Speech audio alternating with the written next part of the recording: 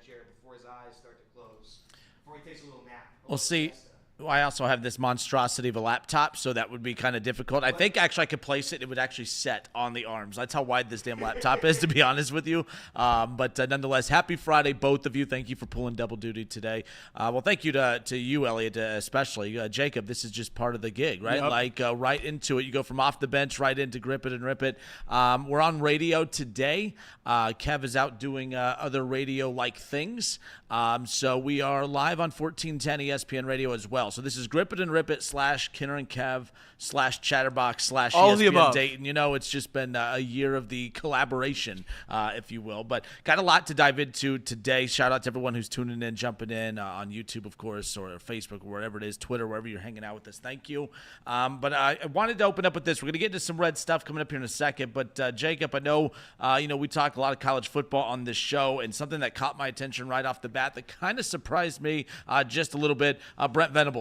That was just announced that he gets a 6-year extension at Oklahoma. Oklahoma heading into the SEC, okay, with Texas. And when you think of Oklahoma, there's all the talks of, are they one of the blue bloods of college football? There's a lot of expectations out of Oklahoma to win. There's a lot of expectations that when they get to the SEC that they don't just kind of blend in and hide in the middle of the pack, that they are actually a program, that they are actually a team that is going to be good enough to challenge the likes of the Alabamas and the LSUs and the Georgias.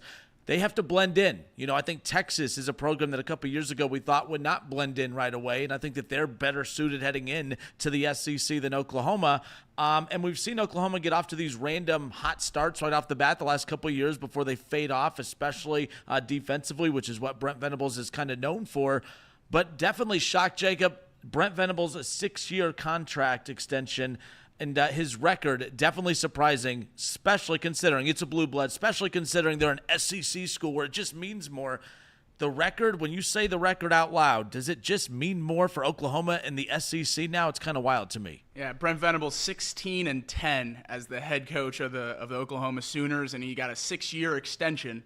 So, do that math. That's more than a year per 3 wins. So good for Venables. Obviously, he was a great defensive coordinator under Dabo at Clemson. He's come over to Oklahoma. He changed their defensive recruiting model. They're getting some real competent defenders now out of high school, which was never the case under Lincoln Riley. And really, at the end of Bob Stoops' tenure, it started to become an issue as well. So I think he has done some good things for the Oklahoma program. Obviously, hasn't quite translated to the wins that they expected yet. I was surprised that the number was 6 years, but I wasn't surprised that he got an extension. I think locking down your coach going into the new conference, if you do believe in him, whether you think he's as good as you necessarily paid him for right now or not, you have to go to that level to lock him down. It's just like what we talked about with Trevor Lawrence, getting that $55 million to stay there. Though he might not be worth the number when compared to the other coaches in the league, you can't let him walk. You can't go get someone else because whoever comes in next, probably not as good of a coach as Brent Venables.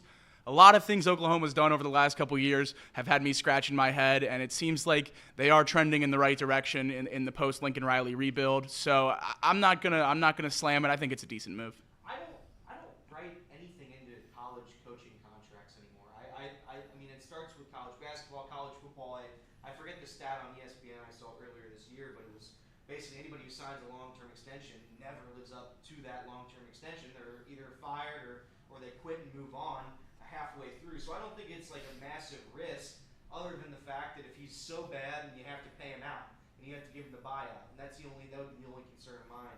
I think he would probably he's going to make it 4 years before he moves on to a different program.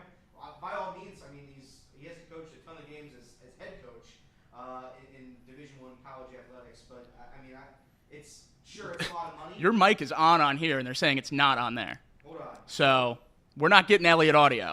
No audio? It doesn't seem like it, but it's on here. So Maybe they are. Are they pranking you? It's not pranking. It's no prank. It's no prank. Damn it, so Elliot. Damn it. We'll throw it back to Kinner, and we'll try to get this figured out. No, we'll get that figured out. So Elliot made probably the greatest points I've ever heard in my life. I think that's the best point he's ever made, and you all missed it as far as that's concerned. But no, with that being said, and we'll get back to Elliot just a second when he gets that the mic figured out. But keep in mind, the one thing that's interesting about contracts in college athletics in general, I think a lot of times that this had less to do with the confidence that Oklahoma has in Brent Venables and more to do with the recruiting trail. Look, when your coaching staff is out on the recruiting trail, what these athletes want to know is okay, I'm going to go play for your school, but I also am interested in your school because of your coach, and I want to know that your coach is going to be there long term.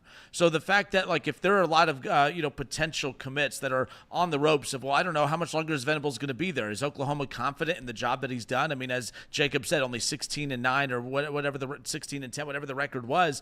That doesn't scream elite as far as I'm concerned heading into the SEC. So to me at this point, I think what a lot of times that this does is it's a message to potential recruits and commits, that, hey, he's going to be here a while. That, hey, I know the record hasn't been great. It's been a transition, taking over Oklahoma, when Lincoln Riley kind of left them high and dry when he took the USC job. But what these recruits want to see, what they want to know is that the head coach that I'm going to go play for is going to be there long term, even though half these athletes, they don't care. They decide that they would just want to up and bounce as far as that's concerned. When the tough gets going, they get going as well. So we'll see. Like I said, I saw this. I wasn't a fan of it. I was like, what's the message that you're sending as far as mediocrity is concerned? You're lowering the bar as far as expectations at Oklahoma. But after sitting back and thinking about it, this is more of a message to recruits. Hey, don't worry about us giving up on this coach or firing this coach. The record is not a great thing, but we have the confidence in him. We're giving him the extension. You should not hesitate. Come play at Oklahoma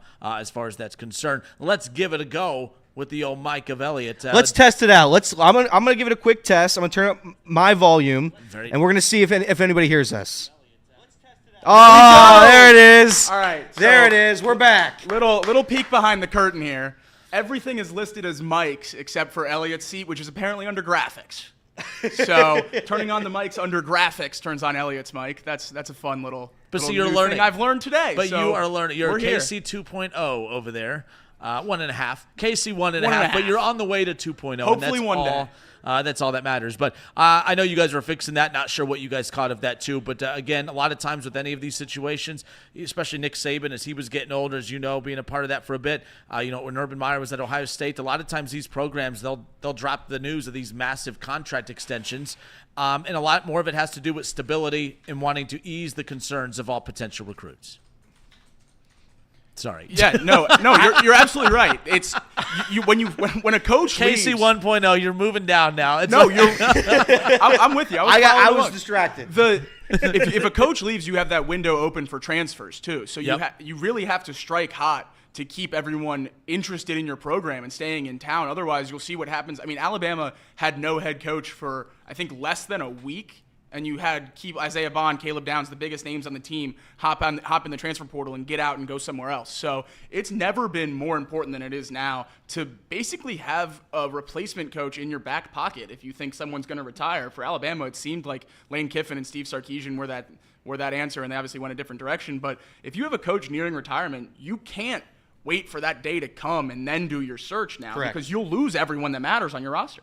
Yeah, I agree completely. As much as we can say this was an overpay, it's whatever. I still like the commitment here, and whether or not he wins, obviously it's going to be interesting to see. But you have to pay him. You have to pay. Right. You have to pay him right now, or otherwise you lose him, and who knows what happens. If Oklahoma doesn't pay him, the next Power 5 job that retires or leaves or gets fired or whatever, Brett Venables' name will be at the top of that list to leave Oklahoma. So you have to make a competitive offer to keep him at the top of the contract list as well.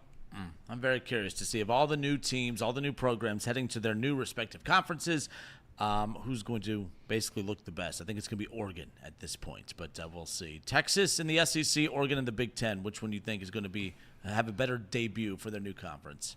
I think they're both pretty similar to me. I think I'll go Oregon just because I think the Big Ten is slightly less competitive than the SEC will be this year. I think really it's an Oregon-Ohio State race to win that conference. And the SEC, obviously, you have Georgia, Alabama's going to be pretty good. Tennessee with freshman quarterbacks, pretty exciting. Ole Miss returns Jackson Dart, Texas, and even Oklahoma in there will probably make it interesting. So I'm going to go Oregon just because of the lack of competition across the conference. But I think Texas is going to be pretty good in the SEC too. You also hate Quinn Ewers, so hate Quinn Texas Ewers. plays a far harder schedule, no? Right. I mean, it's not even remotely close. Well, that's what I mean. The SEC. I know, the competition up and down in the SEC is much better. I would say Oregon. Oregon is going to have an easier time playing in the fraudulent Big Ten.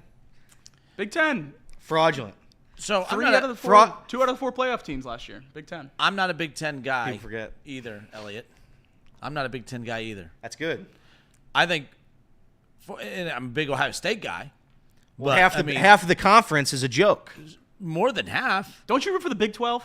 More than half. Where's your teams go? Sure, right now they're in the Big 12, but I think it's what is it, the Little Caesars Conference now? What did they change that All-State. name to?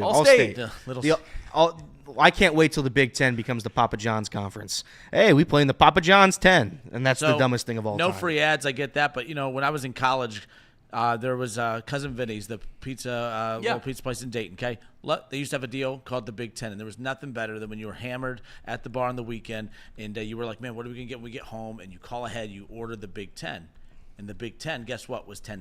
Like that's great incredible. marketing. And then bad marketing happened, and it's now you order the Big 10 for the Big $14.99. Like it's really depressing. At least they kept it on par with how many teams are in the conference. Yeah, it's like the Big $14.99. Like they just, it is what it is. But that's the Big 10. No, I'm not a big 10 guy. I think the additions of USC and Oregon actually give a little, push. But I think it's been one of the more overrated conferences. Look, revenue-wise, hey, that's the second big dog right there. There's no doubt about it. But you take Ohio State out of the equation, and Michigan, up into the last 3 years, has not been a part of the equation. Right. Penn State, they're one of the best 3-loss teams every single year. I mean, my God, if you can hang banners for being the number 1 3-loss team in college football, I think they have a dynasty going, to be honest with you. Okay, Iowa's known for no offense, fun, hard-hitting defense, but they're nobody.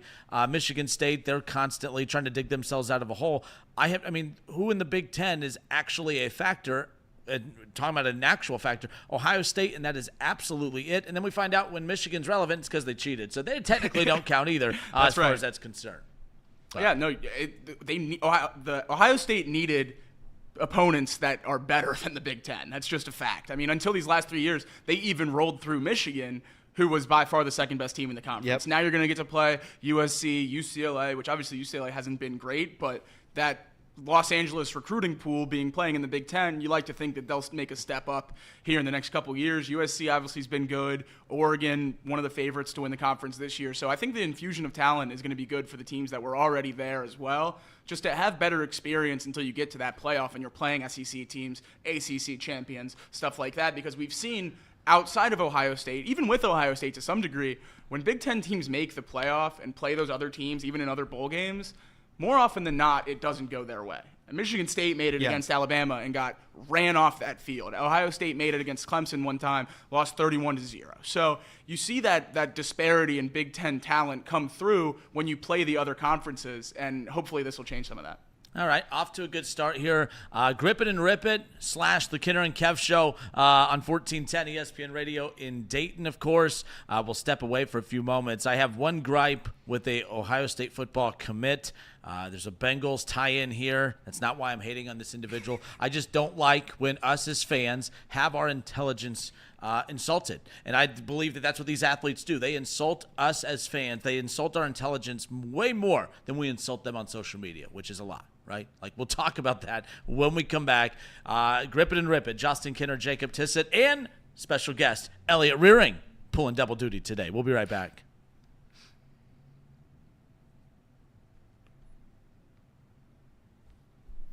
I like the new hand motions. We've like that? updated the hand You like motions. that? Yes. It's a Friday. That was a celebratory Friday kind of jazz shake. hands? Yeah, Let's see those hands. Well, that's a little jazz hands. It's like little jazz That's a hands, little spirit jazz fingers, hands. $5 foot long. It's a lot going on there. Correct. ESPN remember the $5 foot long? What is it now? $7.50? Well, It's the Big 10, dude. It's the Big $14.99.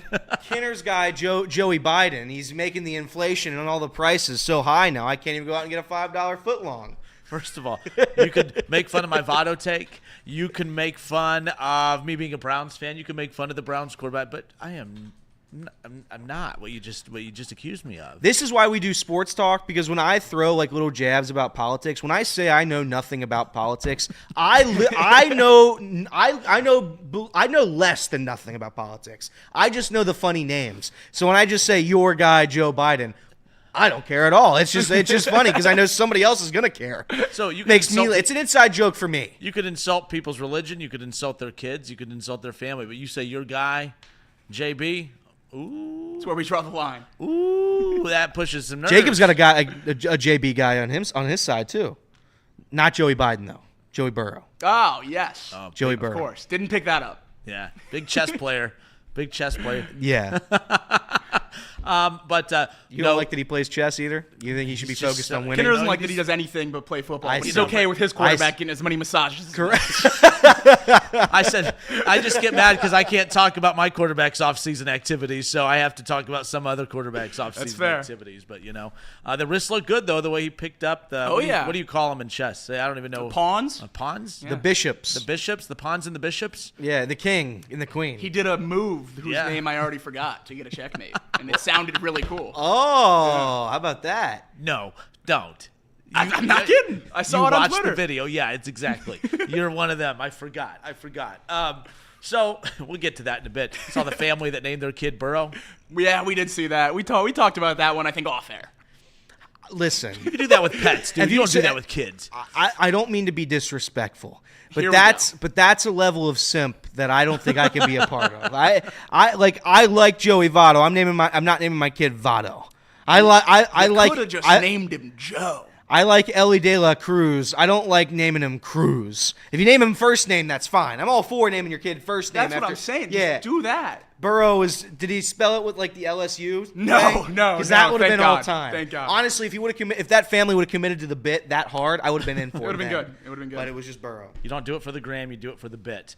That's for sure. But this young Bengals fan named Burrow got sent some very special Joey B gear by the team. Not by Joey B, because he's too busy playing chess and at Fashion Week. And Right, not right. preparing for the upcoming 2024 season, by No, the way. of course not. He's doing a lot. What else was he doing a couple weeks? He was a referee. Referee. He's throwing in the How white. cool He was was throwing in the that? towel, dude. That's what You guys saw him pretending to be a referee. I saw him throwing in the towel. That's what I saw. God forbid somebody has a hobby and has fun in their free time. No, it'd be terrible. It'd be terrible. There's some other people that what they do in their free time practice only. is commit acts of crime. Yeah, and Joe then Burrow's maybe free time isn't taken up with settling what we've lawsuits. learned- So he goes and does other things. Oh, look at the confidence. You got a tag team partner know, it's today. great. Look, he's been just, smiling ear to ear because he has to deal with me solo. Now he has a tag team partner over there.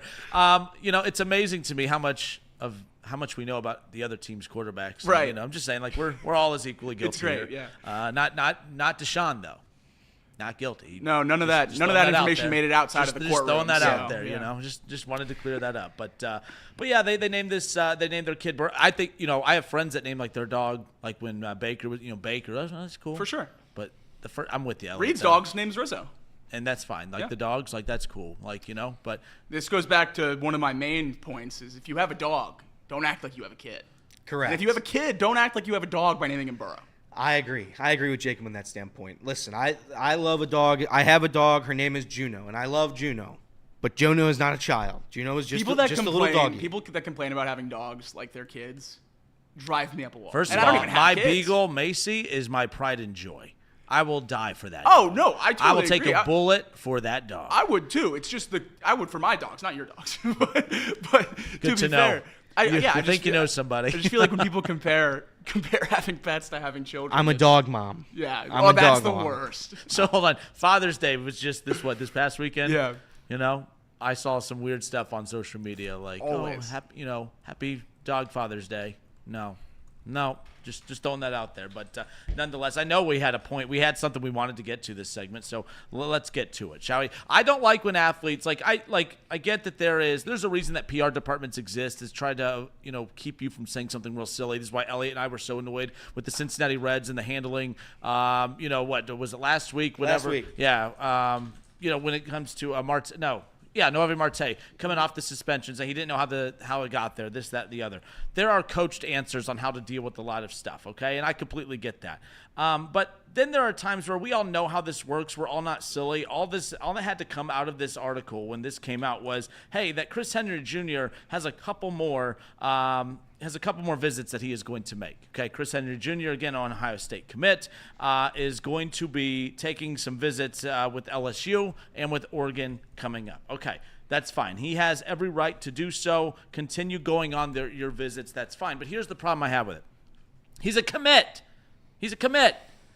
And when you're a commit, I get that you're not married and that it's not like a contract where, you can't break it, this, that, and the other. But this is where the problem I have with the insulting our intelligence as fans. This is where I get angry. Chris Henry Jr. says he is still locked in to be a Buckeye.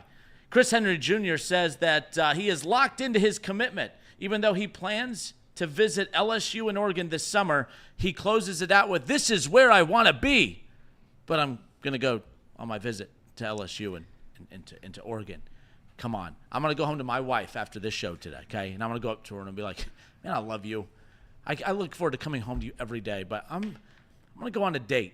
I'm going to go date I'm going to go on a couple dates this weekend. But don't worry, this is where I want to be. All right? This is exactly where I want to be. I'm locked into this marriage, but I'm going to go have some fun over here on this side. But don't worry, I'm locked in. I'm all about this marriage. It ain't going to go over too well. Maybe I'm being a little bit dramatic. I'm fine with him taking the visits, but don't insult the intelligence of fans and say I'm locked in. Don't insult the intelligence of fans and say that this is where I want to be, but I'm also going to go on a visit over here. Like, this is why I just don't like when athletes make commitments 2 years in advance. Like, I also think that's ridiculous. That's why I do not get excited. First of all, I think that reporters who cover recruiting kind of strange, to be honest, like constantly calling 16, 17-year-olds. So what are you going to do with your future? What are you going to do with your future? I'm here to tell you, I went to college for 8 years because after 5 years in college, I still didn't know what the hell I wanted to do with my future. So just throwing that out there. But yes, where are you guys with this? I don't like that when athletes verbally commit anywhere with 2 or 3 years left of high school still. I think that's silly, or at least just don't put a whole lot of stock into it. And then when they do, like this, don't insult the intelligence of the fans and say, "I'm all about you. You're the love of my life. I'm all in. This is where I want to be." But then publicly announce that you're going to go on these visits to Oregon and LSU. This is the landscape that NIL is bringing in. This is how the social media and these sponsorships. This was a thing long before NIL. I don't think it was like this, though. I don't think it was ever like as openly, these, like, you're just a bona fide superstar. Everybody knows that we all want you. I don't want my player doing this if I was a fan of Ohio State. Or whoever it is, anybody. If I have a big-time recruit coming to my school, he's committed. He's said that openly. I don't want him going around. But I'd argue it's a bigger insult to Oregon or LSU, who you already said, "I'm not going to your school, but if you're going to pay me to come out to your school, sure, you can give me some more money, and I'll come out there, and I'll just laugh at you. And we'll just have a fun old time while my real school's back at home." I think it's more insulting to those schools than it is to your school. So for that reason, I don't hate this. It's a kid trying to get money, and in an age where that's more than acceptable, I have no problem with it. I certainly don't have a problem with it. I never have a problem with it if high school recruits aren't signed and they go on visits. I draw the line is when you've signed and then you're going on other visits, because I really don't care about the sophomores that say they're going to Ohio State, or the freshman in high school that puts out his top 10 with Ohio State in it. That's all fine and dandy, and the graphics look cool, and I'll probably put it on my Instagram story, but it doesn't matter until National Signing Day or early signing day or whatever the 5 signing days they have now for them to sign.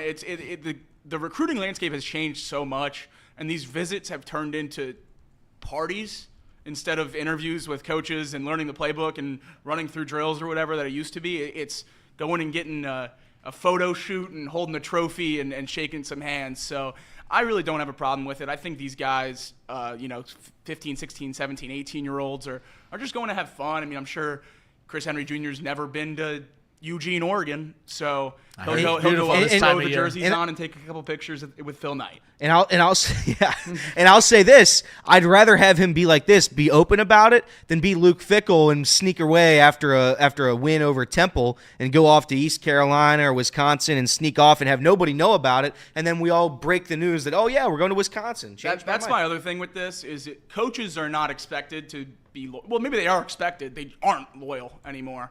So I have a hard time putting more of that onus on the player than I do the grown man. So with that, 2 great points, and I'm glad you brought that up, because, by the way, I'm not mad that he's going on these visits. I guess if I see an article that, hey, Ohio State commit still going on visits to LSU, Oregon, it's a non-story to me. I guess I just don't like this is where I want to be. I'm locked in. I'm the dumb, naive fan he's targeting with that. Yeah, like, just stop. Like, I think, like, we know what you're doing, and it's fine. And LA, great point, too. If anything, I don't think Ohio State looks silly in this situation. LSU and Oregon do. However, if they get that flip, if they get that pancake flip, okay, then all of a sudden it's a little bit different. But, look, you can't – but, by the way, and this is what I always get to if I make a comment like this. Well, the coaches, like, kind of like you said, I'm like, I didn't say I like when the coaches do it either. Fair. No, yeah. But – so Luke Fickell, I'm glad you brought that up. When Luke Fickell, when he got on that plane, when Michigan State, when that job came open originally, okay, and everyone thought for sure Luke Fickell was taking that job. Luke Fickell gets on that private jet, him and his family, they all head there, right? And all this stuff, I had no problem with that. Everyone thought that was actually the appropriate trajectory for him. Now, luckily, he came back and they had that playoff season, so that all worked out. But what I got annoyed with is not that he went to go interview. He should go interview. Like, you know, you got to see what's out there. He knew he had a very good team at Cincinnati coming back, but he at least needed to entertain this and see what was out there. Michigan State was not in a good position at that time. He ultimately didn't take it, but that's not the problem I had. The problem is when he got back and then he met with the media, no, there's no other place I want to be. I'm a Bearcat. I bleed Bearcat, right? Like in this, that, and the other. You know, loyalty. I feel like I need to be loyal to this group. And I'm like, stop. We're not dumb. We understand that you are at some point going to take a bigger job. We are all big boys. We're all adults. What we don't like is just the sneakiness and the dirtiness of it. Don't say you're loyal. Don't say that the Bearcats, this is where I want to be. Say, yeah, well, the water stinks. The team stinks. The athletics director stinks. The pay would have been nice. But, yeah, I'm going to go try to get the Bearcats to a playoff game, and I'll reevaluate this later. Now, again, I don't expect these coaches to actually say it, but it doesn't mean that I have to be happy when they're just feeding you word vomit, and that means absolutely nothing. But, yeah, that Luke Fickell thing, I remember Bearcat fans were just, he's a great – this is what it's all about. He is a great man. He's a great coach. I'm not mad that he left. But I just got tired of the wording and the phrasing. So loyal. So what a loyal coach. It's not about loyalty, but you seem gullible if you think he was loyal because he turned down a bad job at Michigan State to come back to a loaded Cincinnati team for 1 year. Bearcats had a couple tough shakes with coaches leaving in the middle of the night. Yeah, not the first debacle. I forgot. You're right. Yeah. I know it's not. The first one might have been worse, but here's the thing. Wasn't as competitive, so that. Playoff-wise, you can't. Like, you couldn't win a national championship then. Sure. Now, I think if Fickell stayed, UC could still be competitive in the Big 12. Sure. I'll say this. You say you don't want somebody to insult a recruit to insult the fan base intelligence when they say something like this. I would say if you're a fan of a team and you're naive enough to think they want to come to Ohio State for the love of the Buckeyes and for the love of the sport and for the Columbus city. Is such a fun city. And the fan, that's what I heard. Why wouldn't you go to Baton Rouge, Louisiana, or Miami, Florida? So if you're naive enough to think they're doing that for your school, for the pride of Ohio, they're doing it for the highest offer. And you alluded to that too. It's no secret. That's how college athletics works. Now, whether you like it or not, college athletics is moving to whoever has the highest dollar, whoever offers me that highest number, I am going there. I don't care what your school is, where it's at, who the fans are. That's where I'm going, and I will act and pretend and do whatever I have to secure that bag. And that's what it's all about. That's what it'll always be about until the end of time with the ever-growing NIL landscape. So listen, I don't get offended by this. They can all do what they want. I just rather it be out in the open than in the dark. Fair enough. Justin Kinner, Jacob Tissett, Elliot Rearing with you here. Grip It and Rip It on Chatterbox Sports. With Kinner and Tissett. And with Grip It. He told me you didn't try to rhyme that. I didn't. And that's a lie. I don't believe him. That's an utter lie. I didn't. Well, at first because Grip It and Rip It with Kinner and Tissett. It he literally worked backwards from our names. He did. No question. All a process, dude. You know, but Grip It and Rip It with Kinner and Tissett, Chatterbox Sports on YouTube, and filling in on the Kinner and Kev show today. Yes, I'm filling in on my own show. That's big time. When you're Kinner and Tissett, dude. All right, when you grip it and rip it like Kinner and Tissett, dude. That's you do things. You do cool things. That's true. Correct. You know, you do cool things like that. We got some Cincinnati Reds talk coming up around the corner. Elliot Rearing hanging out with us here in the Chatterbox studio. But we'll be right back. Coming up around the corner, we got some news, not news. We got some Reds talk around the corner. J.J. McCarthy, wild thing coming out about him and the likelihood of whether or not he'll start. I know it's a little old, but the PGA exemption that they made for Tiger Woods, I think a lot of sports need to take some notes on how you treat the star, the face of your sport. We have a lot more coming your way. Grip It and Rip It. Kinner and Tissett and Elliot Rearing here on a Friday. It's a Kinner and Kev show, 1410 ESPN Radio.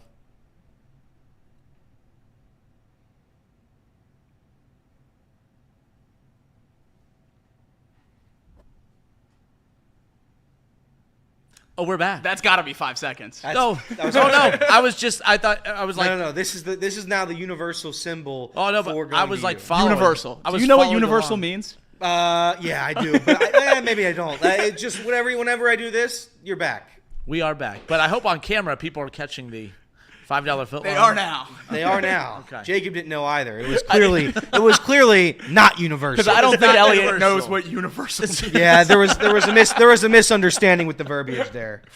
We welcome you back again. Grip it and rip it, Kinner and Tissett here on Chatterbox Sports on YouTube. It's the Kinner and Kev Show, 1410 ESPN Radio. We're combining some things today. We got Elliot Rearing hanging out with us here on a Friday. We appreciate it because it's a Friday. Oh, yeah. You could have left. You could have gone home. Well, I don't know about that. I was either going to sit out there and maybe clip something up or come in here and help you guys out. I found when we do a sports talk show every day and it's during the middle of June when literally no sports are playing except for baseball. There were like 7 MLB games last night, and It's nothing else on TV unless you watch soccer. It's difficult to talk about sports, so any extra voice gives everybody a little bit of a breather. So it's. I thought I'd come in and help the guys out. And maybe if I don't know a ton about college football. I'm going to be the very first to admit that I don't watch a ton of college football because, quite frankly, I find it pointless to root for a team that has literally zero chance of winning. You should try rooting for a team that does have a chance of winning. I know, It's really fun. I know it is, but now with this ever-growing college football landscape. Now I'm able to. Now this season we're all the way back. UC will still win 4 games under Big Daddy Sadie. You've taken the bait. Yeah, a little bit. I have taken the bait. 12-0 UC is going to get ran out of the gym by like 9-3 Georgia in the first round. Yeah. But it's going to be fun. That's true. It's going to be fun. I'm going to say we made the tournament. You're a playoff team. That's a banner. Hang We the can hang second banner. We hang you the already have one. That's right. This is the second banner. Under that banner, it should say allowed 8 yards per carry to Brian Robinson. It's a memorable season. Of course. Memorable. Banners will be hung as far as that's concerned. But, no, you're right. It's June. And I would say, those years where the Reds were bad, that's why this Reds team, I kind of appreciate them. I will say this. If the Reds were just kicking ass in first place, also here to tell you that, there is levels to this. I do think that if the Reds were, first place in the Central, which is exactly where we would want them, when they're beating everybody and there's no really drama and we're not wondering about it, the only drama is got to just stay healthy, right? I'm not saying that's boring. But you got to think back to those Dusty Baker years, especially in those last couple of years where it was no longer hoping to be a playoff team. It was can we just get to the playoffs so we could fulfill what we're hoping to accomplish? I remember those the final stretch of the Bengals making the playoffs for 4 or 5 straight years with the Marvin Lewis era. The regular season stunk. Yeah. There was no excitement for games. There was the Bengals would win and people were still just pissed off. They would lose and we're not going to make the playoffs. Because the only thing that mattered was getting to the playoffs at that point. They had proven that they could win in the regular season consistently, so fans were kind of over that a bit. But here in the month of June, there is something nice about having a team that's a couple games under 500. It's not nice, but you know what I mean. From a content perspective, where we tune into every Reds game having no clue what to expect. Think about those loser Dodger fans who for 120 games a year, they get to tune in knowing that they're going to win, right? We don't get that luxury. We don't know which Reds team is going to show up. From a content perspective, I appreciate a sub-500 Cincinnati Reds team. At least in the month of June, I would like them to get their together here in the month of July, though. Let's just be real. Yeah, the recipe last year was almost perfect. You really let everyone phone it in for the first couple June was months. fun. You don't have to watch. Then June, when it's getting nice out, it's summer, everyone's already back in town from school and everything, and you rip off 12 in a row and get everyone interested for the last couple of months. That's almost a perfect baseball season. Yeah, if you're a 130 win team like the Dodgers, you're phoning that in about game 50 and saying I'll check back in October. Correct. Kinner had the take early on, and he just kind of iterated it there. For sports talk purposes, you want a team that's fighting for 500. Maybe not a team that's 20 games under, but a team that's 5 games under, 4 games under, in a division that has respectfully 4 teams that are not very good. Cardinals, Cubs, Pirates, Reds, all fighting for that second spot and all fighting for the same wild card spot. 2 wild card spots, really, based on how the National League is going, which I'd argue, again, I've never seen a National League like this where it's been so bad that quite literally every single team in this league is able to make the postseason, except for the Marlins and Rockies. They don't count ever anyway. So it's, I hate to play the Rockies for 162, though. I stand in Coors Field. And 50? In 162 games at Coors Field. I stand by it. I stand by it. I stand by it. I stand by it. We might win more than 81, but we'll win 83. Anyway, back to my point. The Reds, I mean, this summer has been a little bit of, I'd be lying to you if I said I'd be happy with where the Reds are right now. They're last place in the division. They're 4 games under 500. They haven't been healthy whatsoever. They haven't been completely healthy once this season. And as I continue to watch, as the snowball rolls down the hill here, I still have doubts, and I'm still pessimistic. I don't think the Reds are going to make the postseason this year. I'm just here for the ride. I'm just here for the excitement, for the chance at that. Maybe it'll happen, maybe it won't. But as of right now, today is what, June 21st? I don't see a world where this line. Do you see that lineup they put out Wednesday, Kinner? It was so bad. That's the stuff we talked about too. I'm like, I hate those. People say, well, it's a Wednesday, it's an afternoon game, they got an off day. Exactly, they got an off day. Give them the day of rest the next day. Like you're not at a point now where you could just give away games. Especially, and if I'm Hunter Green, I'm pissed. Like, I wish pitchers would be more aggressive about, hey, I'm on the mound today. This is the lineup you're putting out there. Like, I don't want to insult my teammates, but like. Well, you would be, though. That would be the issue. Half of them shouldn't be his teammates. Half of them Correct. should be in the Fair enough. So. But David Bell, it shouldn't come to that. It shouldn't come to that. They used to do that stuff to Cueto all the time. Cueto should have won a Cy Young. What would have been the second to last year? I think he had like an ERA under 2. I mean, just absolutely dominant. But he had the least. He was of all the pitchers that season with an ERA under 3. He had the least run support of any other pitcher in Major League Baseball. That's crazy. And the Reds weren't terrible offensively that year. It was just something about when he was on the mound, he had no run support. Whether it was the bad lineups or whether it was just them not producing, that would drive me nuts when he would be on the mound. I don't know what you guys think. It's like almost sometimes when your guys are on the mound, there's maybe the urgency level takes a step back with the guys with the bat in their hand. Now, this isn't a bad offensive team all season, so I don't want to give them too much of the benefit of the doubt here. But it does seem like when these guys like Nick Lodolo, Hunter Green on the mound, the guys in the lineup, they lose that urgency, if you will. They don't feel like, oh, man, I don't know about this guy in the mound. We got to be the ones to go win this game. I almost just feel sometimes when those dudes are on the mound that those guys, they take a step back, and I wish that wouldn't be the case. It seems like they're playing for 1 or 2 runs instead of, thinking to just try to maximize your output and put as many up on the board as you can because you think Hunter Lodolo is going to max out at 2 or 3 and you're trying to keep it close. I don't know. It definitely seems like they're playing with that in the back of their brain, and it seems like David Bell's thinking that too because he seems to consistently phone in these travel day games with Lodolo or Green on the mound. You are right about that. It does seem like David Bell is like, okay, we can maybe scratch out a win here with the bottom 5 all hitting below 200. Right. I will say this. Kinner didn't know me last year, Jacob. Obviously, you did.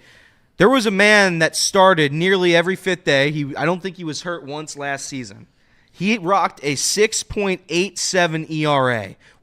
Truly, one of the worst pitching seasons I've ever seen. Ever. But somehow, and I made a shtick and I made a big joke about it. Every time he'd step up to the mound, the offense would score 7 runs. Of course, if you watched last season, you know I'm talking about Luke Dreamweaver. Luke Dreamweaver. Luke Dreamweaver, I kid you not, he was the worst pitcher I've ever seen ever, period. Every single outing, he's given up 6 runs. And I made the shtick that after the first 3 innings, when he gives up 7 runs, David Bell just runs him back out there for the last 2. And the offense shows up. And he got what was his record last year? I'm looking at his record right now. He was hold on. Stay with me. No, you're good. I don't remember the record. So he was 2-4. He pitched in 21 games. He had 6 decisions. 6. The offense was constantly giving him a chance to be in every single game, and I think it's because of what you said. They knew, everybody in the world knew, the fans knew, the opponent knew, everyone knows that Luke Weaver is going to stink up the field. You have to play your best offensively. You have to have a lineup that equates the garbage pitching with a better lineup. You have to have that run production. And I do think there's a point of David Bell this year, and I now have mentioned, I know Reed put the stat in 4-4 in those series finales, but a series finale, this is the second time now, where it's been an objectively bad lineup to close out a series, you can win. This wasn't the best lineup available. Jeimer Candelario, if he wasn't able to play the whole game, fine. But he swung a bat in the game. So clearly he was able to do something. It's the same gripe we had with the Fernando Cruz-Lucas Sims situation. I understand not using Fernando Cruz if you're worried about the innings, but then he's warming up in case the game goes to extras. If you're going to be able to use him in the game, Candelario pinch hitting there in the 9th, use him the whole game. The Reds roster is not good enough to pick and choose your spots, especially with Nick Martini and who else is out with injury right now on the bench? Candelario should play Friedel, Candelario, and Martini are all situations out. Like we're playing with a 23-man roster out of the 26 players. You have to play the guys that can go. Otherwise, you have Santiago Espinal hitting 5th, which I know we talked about on Wednesday. Tyler Stevenson, again, I try not to do this because catchers need breaks and yada yada yada. Tyler Stevenson, despite his slumps, despite being 1 for 17 against Mitch Keller, I know he's going to give me a better at bat than Luke Maile. I know he's going to. I've seen it. I've seen too much tape at this point. I'd rather have Tyler Stevenson up at the plate than Luke Maile. But nonetheless, Luke Maile still finds a way in that lineup. Santiago Espinal was batting fifth. Fifth! In a team trying to make the playoffs? No. I don't think so. It's a team that you're battling for that playoff spot with. I mean, like, this is why, like, and then we use these talking points, like when the Reds missed the playoffs by 2 games last year.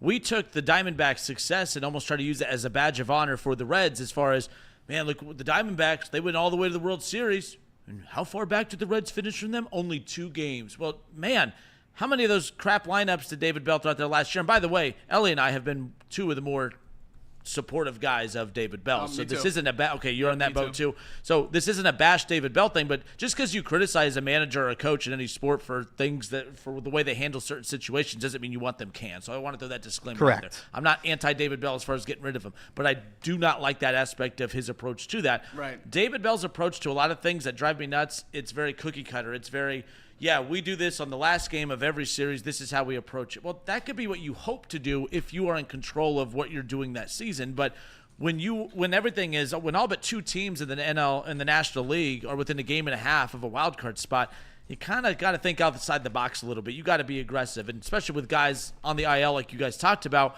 you got to look at guys and say, you guys suck it up. We got to get through this now. You're trying to save them for a part of the season that may not come because of the decisions you're making now. Like, you know, if they run out of gas at the tail end of the season, oh well, keep them in the hunt now. Don't save them for something that may not come. Right. Based on bad decisions you're making at the time for the time being. I know you talked about Tyler Stevenson right there, and it is important. Everyone seems to point that catchers have to have days off, and I understand that. Tyler Stevenson is 13th in catcher plate appearances, right near the middle of the pack, 100 below guys like William Contreras, Adley Rutschman, Salvador Perez, close to 100 below Will Smith, the guys at the top of the list. Obviously, the best catchers in the game. I'm not saying Tyler Stevenson is as good of them as a catcher. I think he is more important than most of those names to the Daily Reds lineup. Yes. We just simply don't have the bats that the Brewers, I guess we do have better bats than the Brewers. a little bit. Example, but when healthy. Yeah, right. The Orioles and the Dodgers and even Kansas City right now with how they're playing, their lineup top to bottom is much better than the Reds. They could afford to give their star catchers more days off, and they're not doing it because those guys are crucial to the lineup. They're hitting way more than Tyler Stevenson is for the Reds, and Tyler Stevenson is no doubt a top 3, top maybe 4 hitter in this lineup every day, regardless of what his stats are against one pitcher.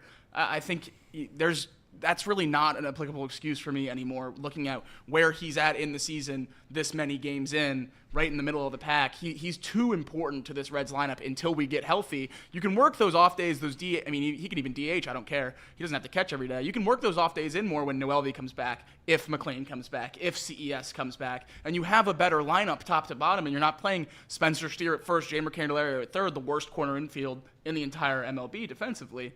You have to be able to play the players that can get on base.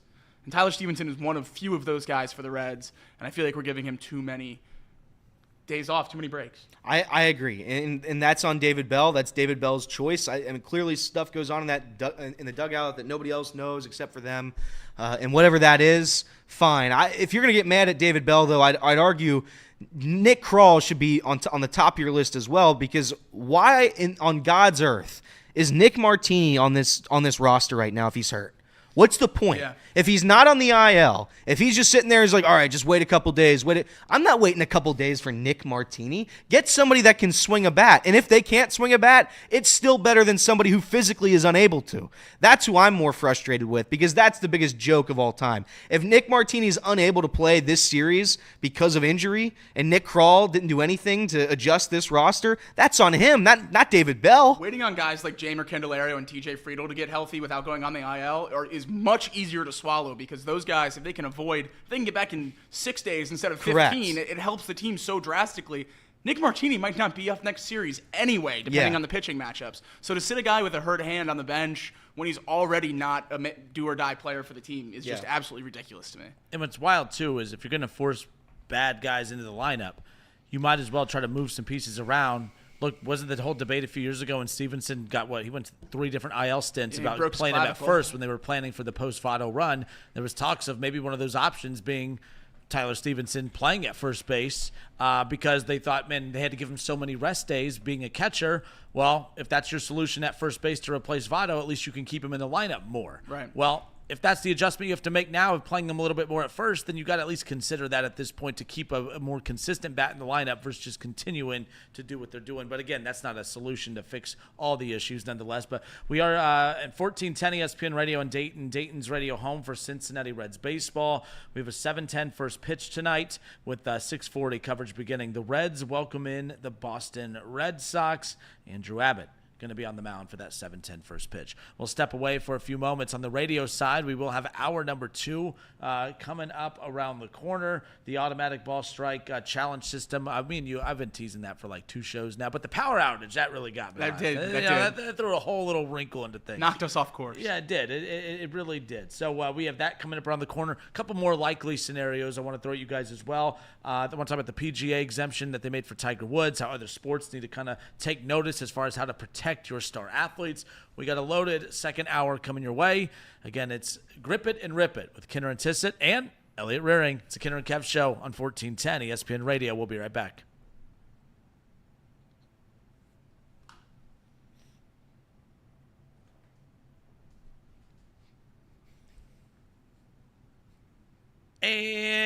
And we are back. We are back. It's Grip It and Rip It with Kinner and Tissett. I'm Justin Kinner. He's Jacob Tissett.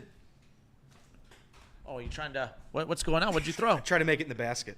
Oh, I thought you were trying to. I wasn't remotely close. Yeah, I thought I wanted to rattle him. Was my main goal of that. Rattled. Are you rattled? He saw Have how you been athletic I rattled? was. We had where did that little stress ball go? I see the baseball. It's into there. It was a Friday just like this, bored, and said, "Oh, let's see how many times we can go back and forth and throw the damn ball." Now I'm thinking, okay, we can kill some time with this little bit over. I dropped it off the man boobs, dude. It was so horrific. It was so horrific. I wanted to redo, but I was like, that's back-to-back embarrassment. So I just figured, it is what it is. But no, we welcome you back. Oh no, you had something to say. No, I was ready. I was listening. You love to pounce when someone does something silly. You just you get excited. No, I was Your ready eyes get all big. You lean forward. I love it though. The bit was ready. The bit was ready. I just forgot we were on the radio, so no bit. No bit. No bit. No bit. I'll save the bit. The bit will come back. We are bitless. Is it not radio appropriate? No, it wasn't. Oh, well, Is it about those a are my quarterback? favorite. It was. No, But that's okay. Oh, it's okay. That's okay. We'll move on. As well. Checkmate, as far as that's concerned. So there you go. Hey, Using chess as an insult is crazy.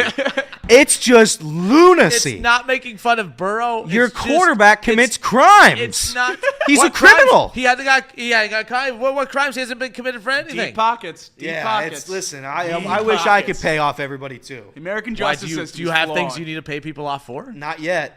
Are you Not yet. Are you a non-radio approved segment, conversation type of guy? No, well, sometimes I am. When it revolves your quarterback, everything has to be off radio Let for me that ask guy. you, if he wasn't the Browns quarterback, would you be so against him? Yes. Yes. Would you? Yeah. Yes. The same way I'm against any felon. Felon? I don't know. Is he a felon? He's not a felon. He wasn't convicted. Yeah. Not yet. Would have been. Because those would have been. Would have been. Anyways, no, there was not God a shot at forbid Joey if he B. played chess, though. So I couldn't, to be honest with you. I know I look smart. I'm great at chess. No, you're not. Oh, Are yeah, you? I am. Good for you. Play online chess. What's your ranking? I don't know. I don't have a ranking. I just play online chess. Chess.com? No, I play it on the little chess game on the iPhone. Ah, Game Pigeon. Yes, Game Pigeon. You seem like a Game Pigeon guy. I am a Game Pigeon guy. Eight That never ball, went nine away. Pigeon. That never went away. 8-ball, 9-ball. 8-ball. Are we good? Yeah. We're great. Friday, dude. It's the This Game is Pigeon segment. Such a Friday, dude. I love Fridays for this very reason. Do you have an right here, iPhone? but- What? Do you have an iPhone? Yep, and it's about to die. You One look of the- like a guy who would have a BlackBerry. What? Keyboard. Still, yeah, I, like I the need to full be a guy keyboard. that has a phone case. I mean, Oh, I this don't- is a. This I don't is got a phone case. disaster. Elliot's, Yeah. Elliot's proud, no caser. This is a. I mean, it is shattered to all. You That's can't okay. really see it on there, but It it's still what it works. is. Yeah, eventually I'm going to stand up to go plug this phone in, so don't be alarmed. Yeah, I'll do my best Just to throwing not that be out alarmed. there. I got a y'all- charger y'all- right here. Do you y'all want me to could plug it in feel over some- here? Just give it a throw. Yeah. Here, I'll come over there. Oh no, I have the charger. We're good. I'm gonna plug it in because I need it for. Yeah, we're good. well, then- I appreciate the Take helpful back your spirit show. of Elliot Rearing. Take back your show. You're letting me run wild here. I appreciate. I'm the king of bits.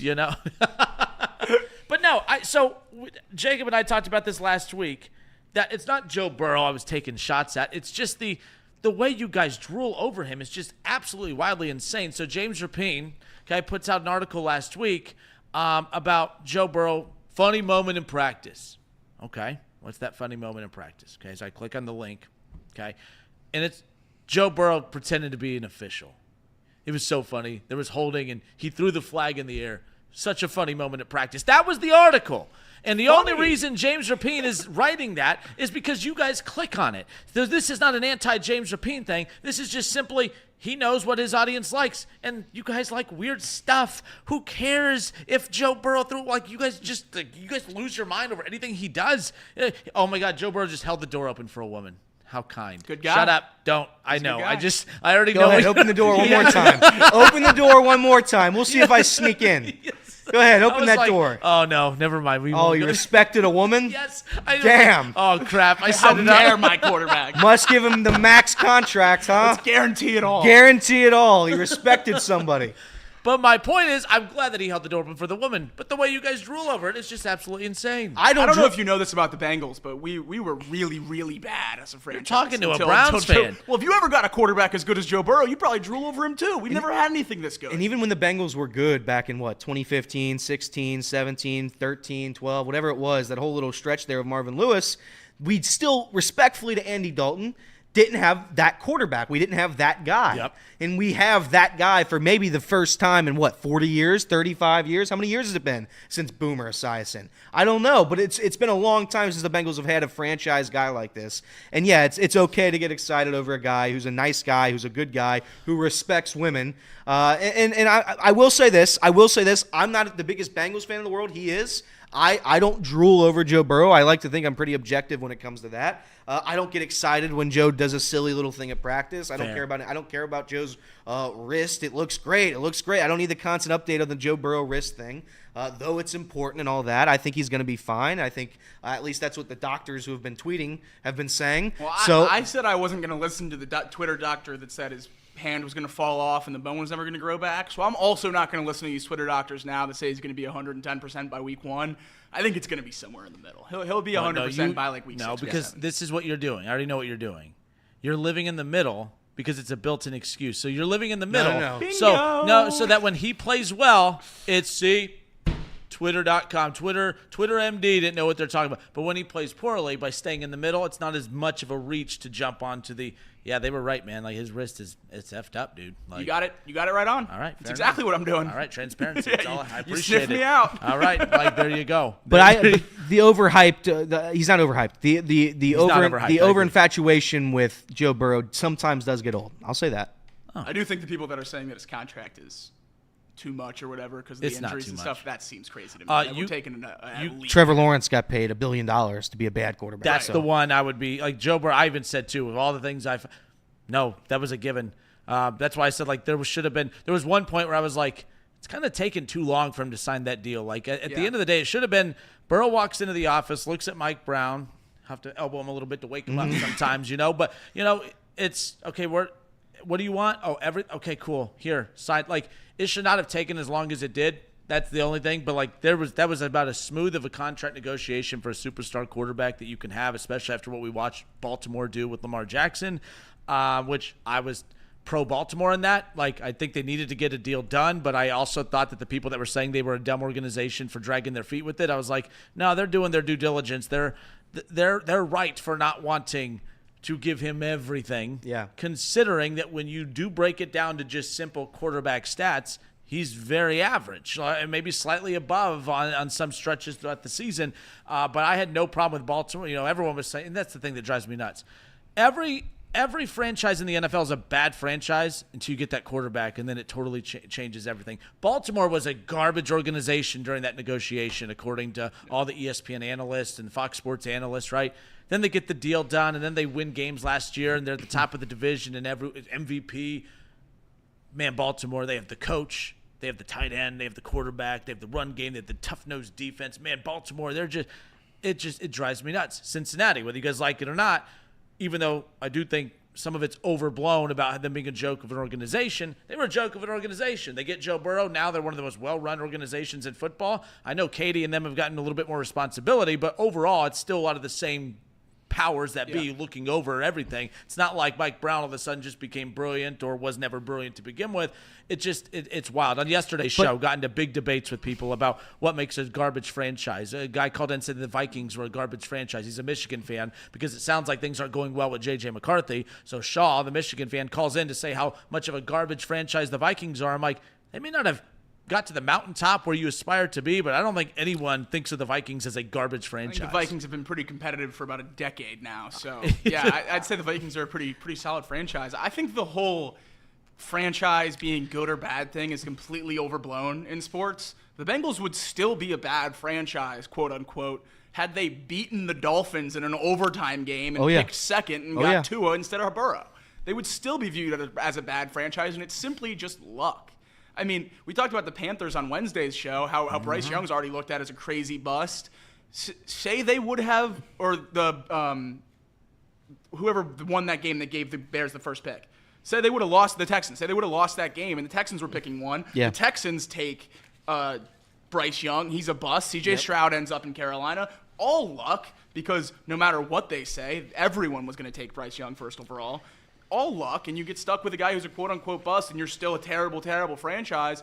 If one game bounces another way that you aren't even involved in, you're all of a sudden a great franchise? I don't know. There's no doubt that it's luck, and you have to be lucky to have Patrick Mahomes fall into your lap at that pick. To have Joe Burrow get to have the number one pick with Joe Burrow on that miracle Miami game. You have to have luck. There's so much luck that goes into sports, and that's why we all love it, is because there's chances. There's chances of having a greatest quarterback of all time, the chance of having the greatest quarterback in the league, in the division, having a superstar. I think it's I think it's important when a team signs, obviously, that franchise guy, that marquee guy, and I think it's okay to say your franchise isn't serious if you're not willing to go get that guy when you have the opportunity. So I think if the Ravens passed on Lamar Jackson, I do think they're an unserious franchise. It's a 2-time MVP winner. How are you going to improve that? What quarterback would they go out and get that's better than Lamar Jackson? There is none. Unless you tank and you draft somebody great or trade up for it in that situation. But even then, you don't know what you have because, as Jacob just said, it's all about luck. It's luck to have them come up to the NFL and succeed in the National Football League. So I do kind of agree with it. In the quarterback position, too, it's the most important position in any sport. Yep. Baseball, you're the best hitter. There's still 8 guys that are bringing down the lineup. You're the best starting pitcher. You only pitch once every 5 days. Well, soccer, you're the best goal scorer. There's 10 other guys on the field. Remember the Nationals with name one other sport where you could trade your best player away. That best player, you traded him to that team that misses the playoff, and you go on to win a World Series. When the Nationals traded Bryce Harper away, everyone thought that was the start of a rebuild. No, the Nationals going to win a World Series, and then the Phillies, who traded for him, they missed the playoffs that year. That doesn't happen. So yeah, you're right. The most important position, no doubt, the quarterback. And I cut you off. That's why I just think it's okay to say your franchise isn't looked at as great, because if you don't have that quarterback, you don't really have anything. Right. You don't. And like the 49ers, they have every position under the sun. And everybody can tell me Brock Purdy's a good quarterback, and maybe he is. But I don't think he is. They don't have a Super Bowl yet, and maybe they'll win it this year, and I'll get proven wrong. But I don't believe Brock Purdy's a top 10 quarterback in the National Football League. I think you have to have one of those to win a Super Bowl. And that's why I think that some of those people are right. I think an unserious franchise is one that doesn't have a quarterback, a top 10 echelon quarterback. And some people will use – Kevin, I've gotten into this before, and I always call them the outliers. Like, when you bring up that Joe Flacco year. Yeah, but they had like a historic defense that year. Like, there are outlier situations. You look, the Ravens, technically both their Super Bowls have come with, and Flacco way better than, why am I drawing a blank? Who was the quarterback that they won the Super Bowl with in the early 2000s? Hasselbeck. No, not Hasselbeck. Dilfer. Sorry. Dilfer. So Dilfer. So it's like, those are outliers, and even if they've proven you can win with quarterbacks like that, and Flacco, very weird resume, by the way. No one ever felt you were watching like a very good quarterback, but like statistically, he's up there, one of the best. I've never felt when I was watching Joe Flacco that I was watching a guy that just goes out there and slings it all over the yard, but he threw for a ton of yards and a ton of touchdowns. If you look at Joe Flacco's numbers without the name on them, he's we'd be talking about Hall of Joe Fame. Flacco, baby. He could be the Greatest Hall of Browns Famer. quarterback in my lifetime. Oh, that's a very funny stat. They got mad at me, and he is. They got mad at me last year because I cheered on the Browns when Joe Flacco was there. I like Joe Flacco. I think Joe Flacco is one of the best pure pocket passers of the past 20 years. Yeah. So I'm a big Joe Flacco guy. I was pissed when they moved on from him. I thought it was actually kind of stupid. Not kind of. I thought it was actually more than stupid. It was absolutely ridiculous to move on from You didn't want Flacco. to put more on Deshaun's plate. He's got a lot to deal with in the offseason. Yeah. He doesn't need You a know what? quarterback My battle. thing is this.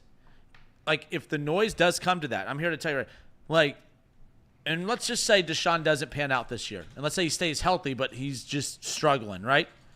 I would pray for some noise. You know, because I think we as Browns fans, if we get to, like, let's say week 7 and Deshaun's just not playing well, and the whole goal of the Browns front office was to move on from Flacco because they didn't want the noise behind him, I feel like all of us as fans, we're going to be wishing that we had noise in week 7 if he wasn't playing well, because that noise means that there was a solution. Right. And when that solution is killing it with the Colts, if Richardson goes down, that's going to be typical Browns is the Browns, and that's true. the stuff I can't defend. Like, I also don't drool over the Browns and act like they don't make mistakes. I think they've made a mistake here, and everyone's like, well, you're so confident in Deshaun. Why do you want him there so bad? I'm like, I'm confident that when Deshaun's healthy, he is a top 10 quarterback because I've seen it. Now, can he be that guy? We saw it last year against Tennessee, 300 yards, threw the ball all over the place, multiple touchdowns. I'm like, oh, man, there it is. Then he's out for a month. Never got back-to-back games. That outstanding performance against Baltimore. Perfect second half. Multiple touchdowns. Man, at Baltimore against that defense, oh, man, here we go. Now we're out for the season. So, again, I don't know. I know he's capable of it because we've seen it. From a quarterback perspective, I just thought it was kind of silly of them. But, sorry, rant over. We're out of time. All right. Justin Kinner, Jacob Tissett, Elliot Rearing, 1410 ESPN Radio, Chatterbox Sports on YouTube. We'll be right back.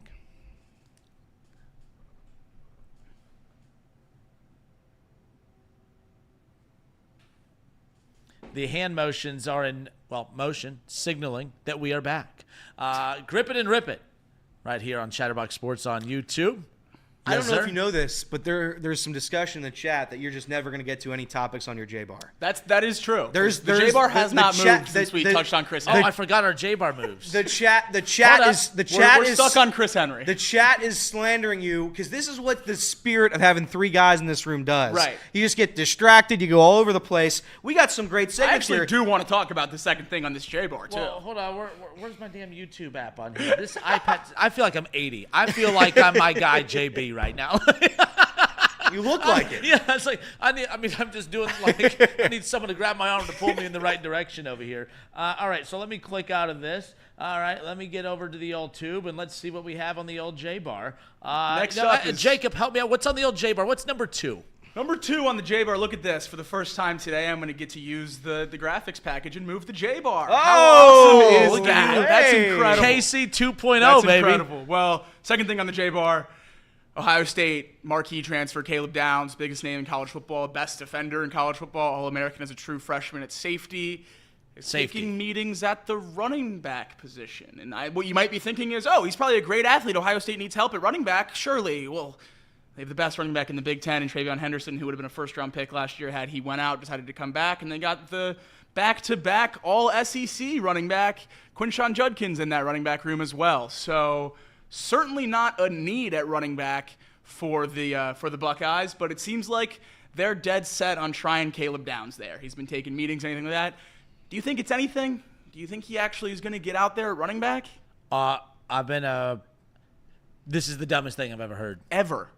There's absolutely, there are some things, let's say Ohio State, no, even then, even if the running back room was kind of weak, I still don't care. Right.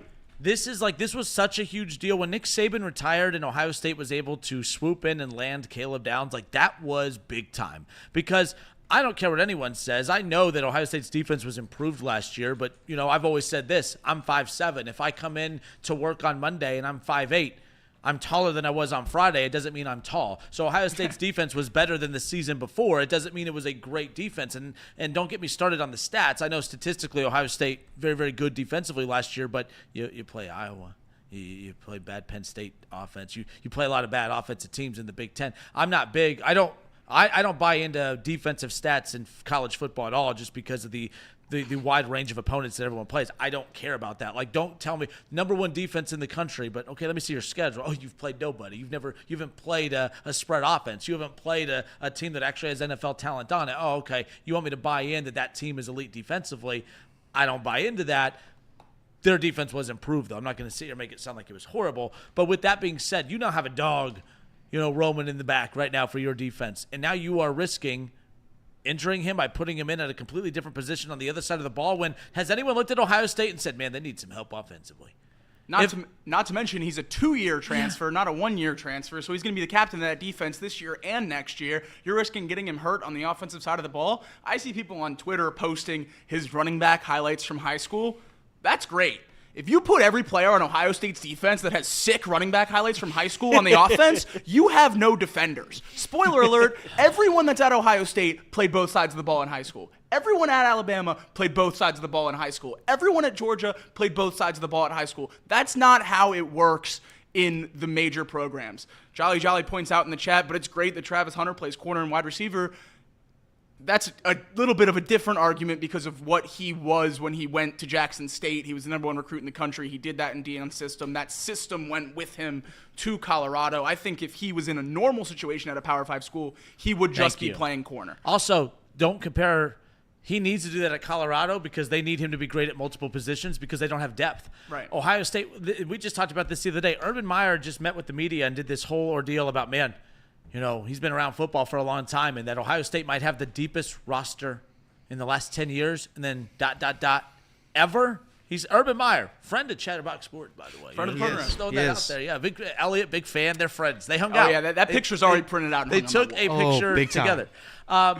So good friend of Chatterbox Sports, Urban Meyer, did a media hit last week and said that, Ohio State, their roster is one of the most impressive rosters he's seen in the last 10 years, maybe ever. And he even closed out the comment and saying he's never seen anything like it. Or Urban Meyer, who's been around some pretty damn impressive offenses and has coached against some of the best offenses in the history of college football, never seen anything like it. Might be the best ever. So that's what we're dealing with here. So Ryan Day needs to take the best defensive player in the country, arguably, and put him in at running back in a room that is arguably the deepest running back room in the country. You have 2 future NFL running backs in the running back room for Ohio State, and you need to take your best defender. This just doesn't make any sense. The only thing that I could think of, Jacob and Elliot, that could maybe play a role here is during when he hit the portal and he was having conversations with the coaching staff, because players have all the leverage here. Was there conversations of, yeah, coach, I would like to test out my skill set on the offensive side of the ball? Was there that? Does he actually want to play running back? Kudos to him for being a team player and doing what the coaches asked him, or is he asking the coaches to do this and they have to do it because that's part of the agreement to get him to come here? Right. I don't know. This just doesn't make any sense, not even a little bit. If that was a recruiting tactic, if Caleb Downs walked into Columbus, Ohio when he was in the portal and he said, Alabama told me I can't play running back, Georgia told me I can't play running back, are you going to let me play on both sides? And Ohio State said yes to get him to go to town. I have a big-time issue with that. I love bringing in Caleb Downs, the safety, to play, and he'll make a massive difference. And he's one of the big-time examples for me that it doesn't matter how much money you give him because he's proven it. I have an issue when you give the high school guys money because they haven't proved it yet. But to get a guy like him to come in, that's where I would spend the money. So in the chat, Jolly, I guess, he says, this is such a June nothing burger story because we have no idea how or if Downs will be used. It's freaking June. It's a story because Ryan Day said it. It's not as if there are reporters out there, there are rumors of it. Ryan Day solidified this by bringing it up as far as that's concerned. And by the way, I don't care if it's December. It's not a nothing burger. You have the best defensive player in the country, and you're playing him 2 ways like it's high school. Now, you could say, well, he hasn't played him there yet. It doesn't matter. We talk all the time about how valuable these off-season, activities are. Okay, that's why these camps are so important. That's why the spring game, not the game itself, isn't important, but spring practice. Anytime you get time out on the field to build that camaraderie, to get that chemistry going, you got to take advantage of every second that is allowed to you, and wasting it by using him in the running back room, taking other snaps. I'm pissed if I'm another running back that committed to Ohio State. What are we doing? Right. It's a move that does not need to be made. And to just whether it's a story or not, if you're the biggest name on your side of the ball in college football, like Caleb Downs is, and you're talking about moving him to offense, that's a story no matter when in the season it happens. It's important to talk about because of how much of a difference he makes defensively. He was an All-American as a true freshman playing in the SEC. That's never happened before at the safety position. You're throwing out potentially one of the best safeties we've ever had at a college that produces DBs debatably second to none. Yep. He's the best safety we've ever had, and now they're talking about moving him to running back. I think that's definitely a story. Man, like Jolly says, I hate our fans. Mark, what up? Mark Fetter says, if this wasn't June, this is not news. I disagree. I have a hard time believing that in week 4 of the college football season, if Ryan Day during the coaches show announced, hey, by the way, new wrinkle this week, Caleb Downs. It'd be bigger. Going to be I think it'd be even bigger. I think it is big news. I agree. It's not big news like I'm losing sleep over it or that it's going to be something we talk about more moving forward. But yeah, it's significant news. I just think it's silly. Like Colorado, that's a great example about Hunter. But Colorado has no depth. They have no talent. They're not very good. He's their best receiver and he's their best corner. Yeah, Caleb Downs would have to be first team All Big Ten or first team All SEC to be a top 2 running back in the Ohio State roster. Deion, right if you ask Deion, he doesn't want to play him both ways. He plays him both ways because he has to. So this isn't high school. This isn't high school. And it just seems that's kind of high schoolish. Just while we're on Travis Hunter real quick. Yep. No chance he plays both ways in the NFL. No. Okay, that's been talked about, and I think it's ridiculous. That's a huge Both story. ways It's in the June. NFL? That's what people have been saying. Oh, see, He's a good enough corner and a good enough wide receiver. That's absolute nonsense. Ridiculous. I don't think this is. I know I'm not a big Ohio State guy here, but if I'm looking at this is a contingency plan if something were to go drastically wrong. I don't think anything would go drastically wrong for that running back room. But saying that, I think this is early June stuff that I for somebody who doesn't watch Ohio State football, a whole lot of it, this is a non-story to me. So last thing on that. Ohio State's running back room is one of the deepest in the country. It's more than just Trevion Henderson. It's more than just Trevion Henderson, and it's more than just Judkins. Look, last year with the run game struggles for Ohio State, everyone was like, man, their run game's not very good. It had nothing to do with the talent that was in that running back room. It had everything to do with that bad offensive line last year. So that really – it doesn't matter what athlete you have back there at the running, to carry the ball. It's just going to come down to, is that offensive line going to, do its job as far as that's concerned. You guys are Bengals fans. You don't know what that's about. Yeah. You can't relate. Is that what you're saying? So I know we're getting something attended to over there, KC. I thought KC were going home. You love working. He lies. He lies. He doesn't have that. I get right back to work. Well, you should have left when you had the chance. Should have left when you had the chance. This guy's coming for your job, though. I know. We had a mic that didn't work, and now it works. That's right. See? Good stuff. That's what happens. That's I fix things that I cause. Figuring it out. Yep, that's what we do. All right, Grip It and Rip It here on 1410 ESPN Radio, Chatterbox Sports on YouTube, Justin Kinner, Jacob Tissett, and the man, Elliot Rearing. What's next on this old J-Bar that I can't see because nothing's working on my iPad? Next up on the J-Bar is our sweet prince, our favorite quarterback in the whole league, I say facetiously, J.J. McCarthy. Okay, so how much time we got left on You this? have 3 minutes. We'll combine a couple topics into the next segment because I don't want to be rushed on this one because you're right. Our sweet prince, J.J. McCarthy, the cheater. The cheater. Yeah. All right. We'll get to this when we come back. Again, Grip It and Rip It, Kinner and Tissett, Elliot Rearing, Chatterbox Sports on YouTube, filling in on the Kinner and Kev Show on 1410 ESPN Radio. We will be right back.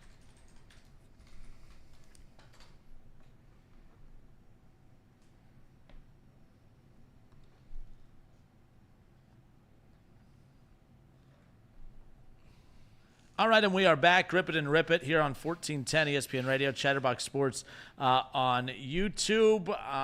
We welcome you back. Justin Kinner, Jacob Tissett, Elliot Rearing.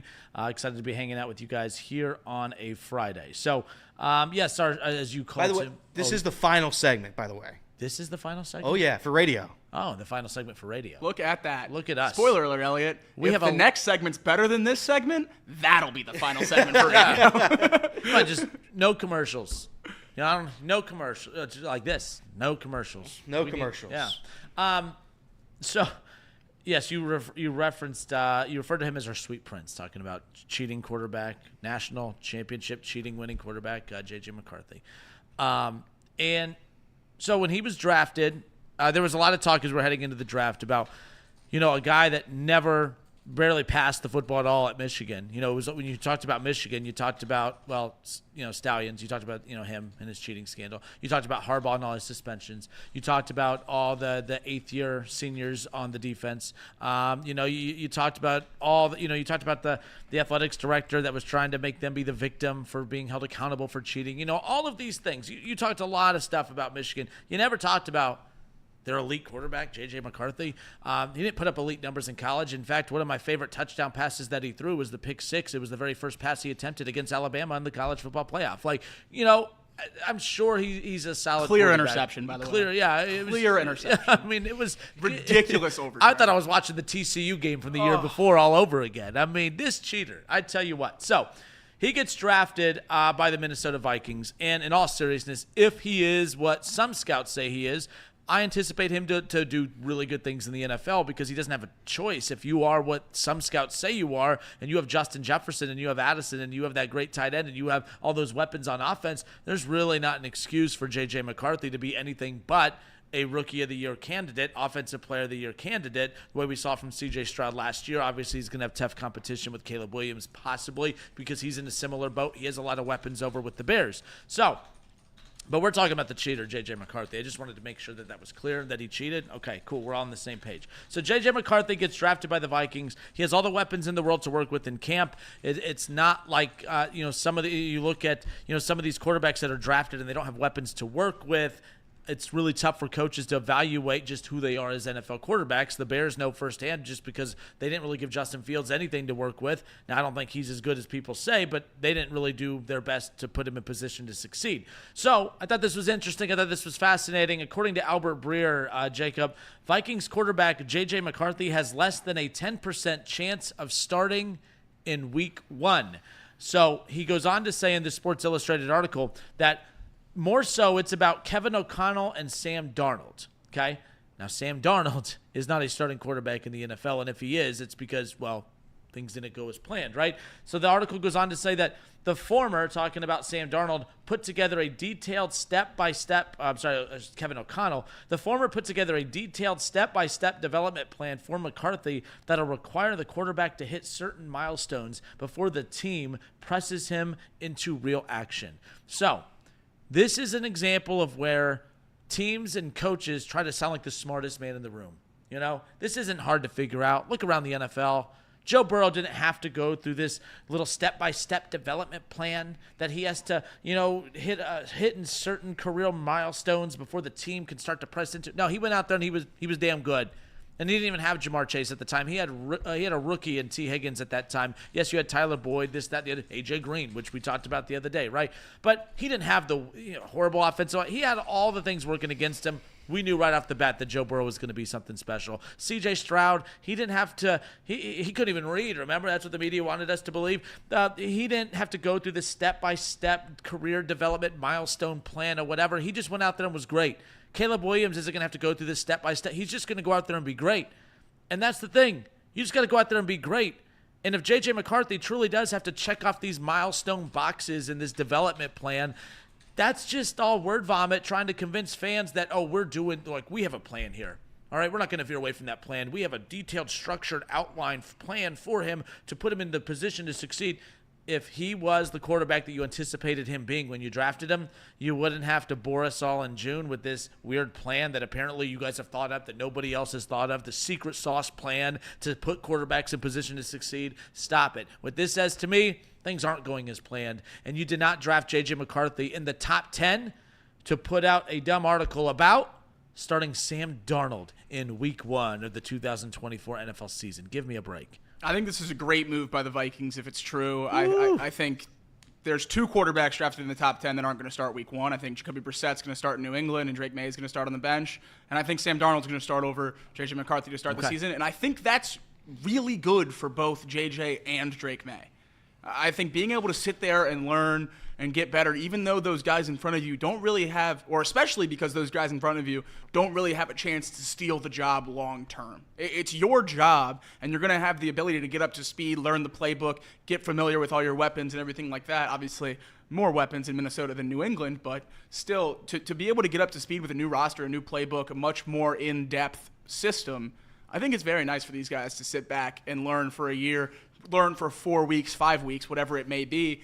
But like you said, probably not what you were thinking when you trade up from 11 to 10 to take J.J. McCarthy. You want him to come in there and prove that he's an NFL starting quarterback right away. And if you're putting out stuff like this, excuses and stuff, then he's obviously not done that. Yeah. So, yeah.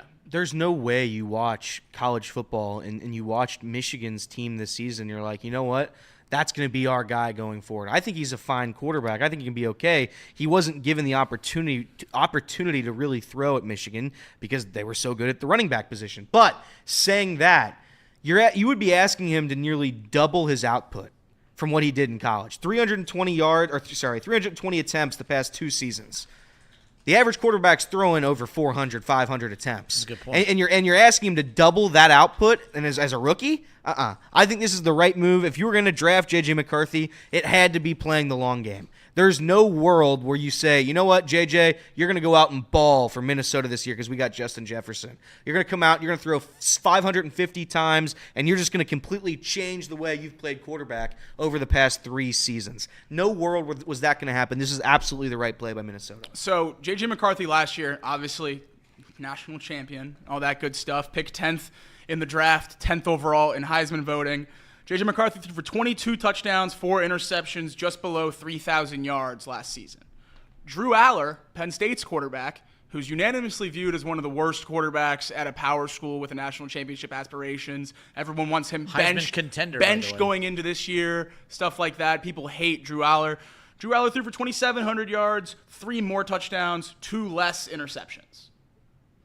So, at worst, those are 2 incredibly comparable quarterback seasons. One guy talked about as a no-doubt NFL prospect. One guy talked about shouldn't even start his junior year in college. So I think J.J. McCarthy's benefiting more than almost anyone ever has from a roster around him. Yep. Obviously, he won a national championship, and if you look around, a pretty down year roster-wise in college football. Alabama didn't have first-round picks on both sides of the ball like they normally do. Washington in the championship game. I'm not knocking that national championship run other than the cheating aspect, but you play who you play, you beat who you beat. That's fine and dandy.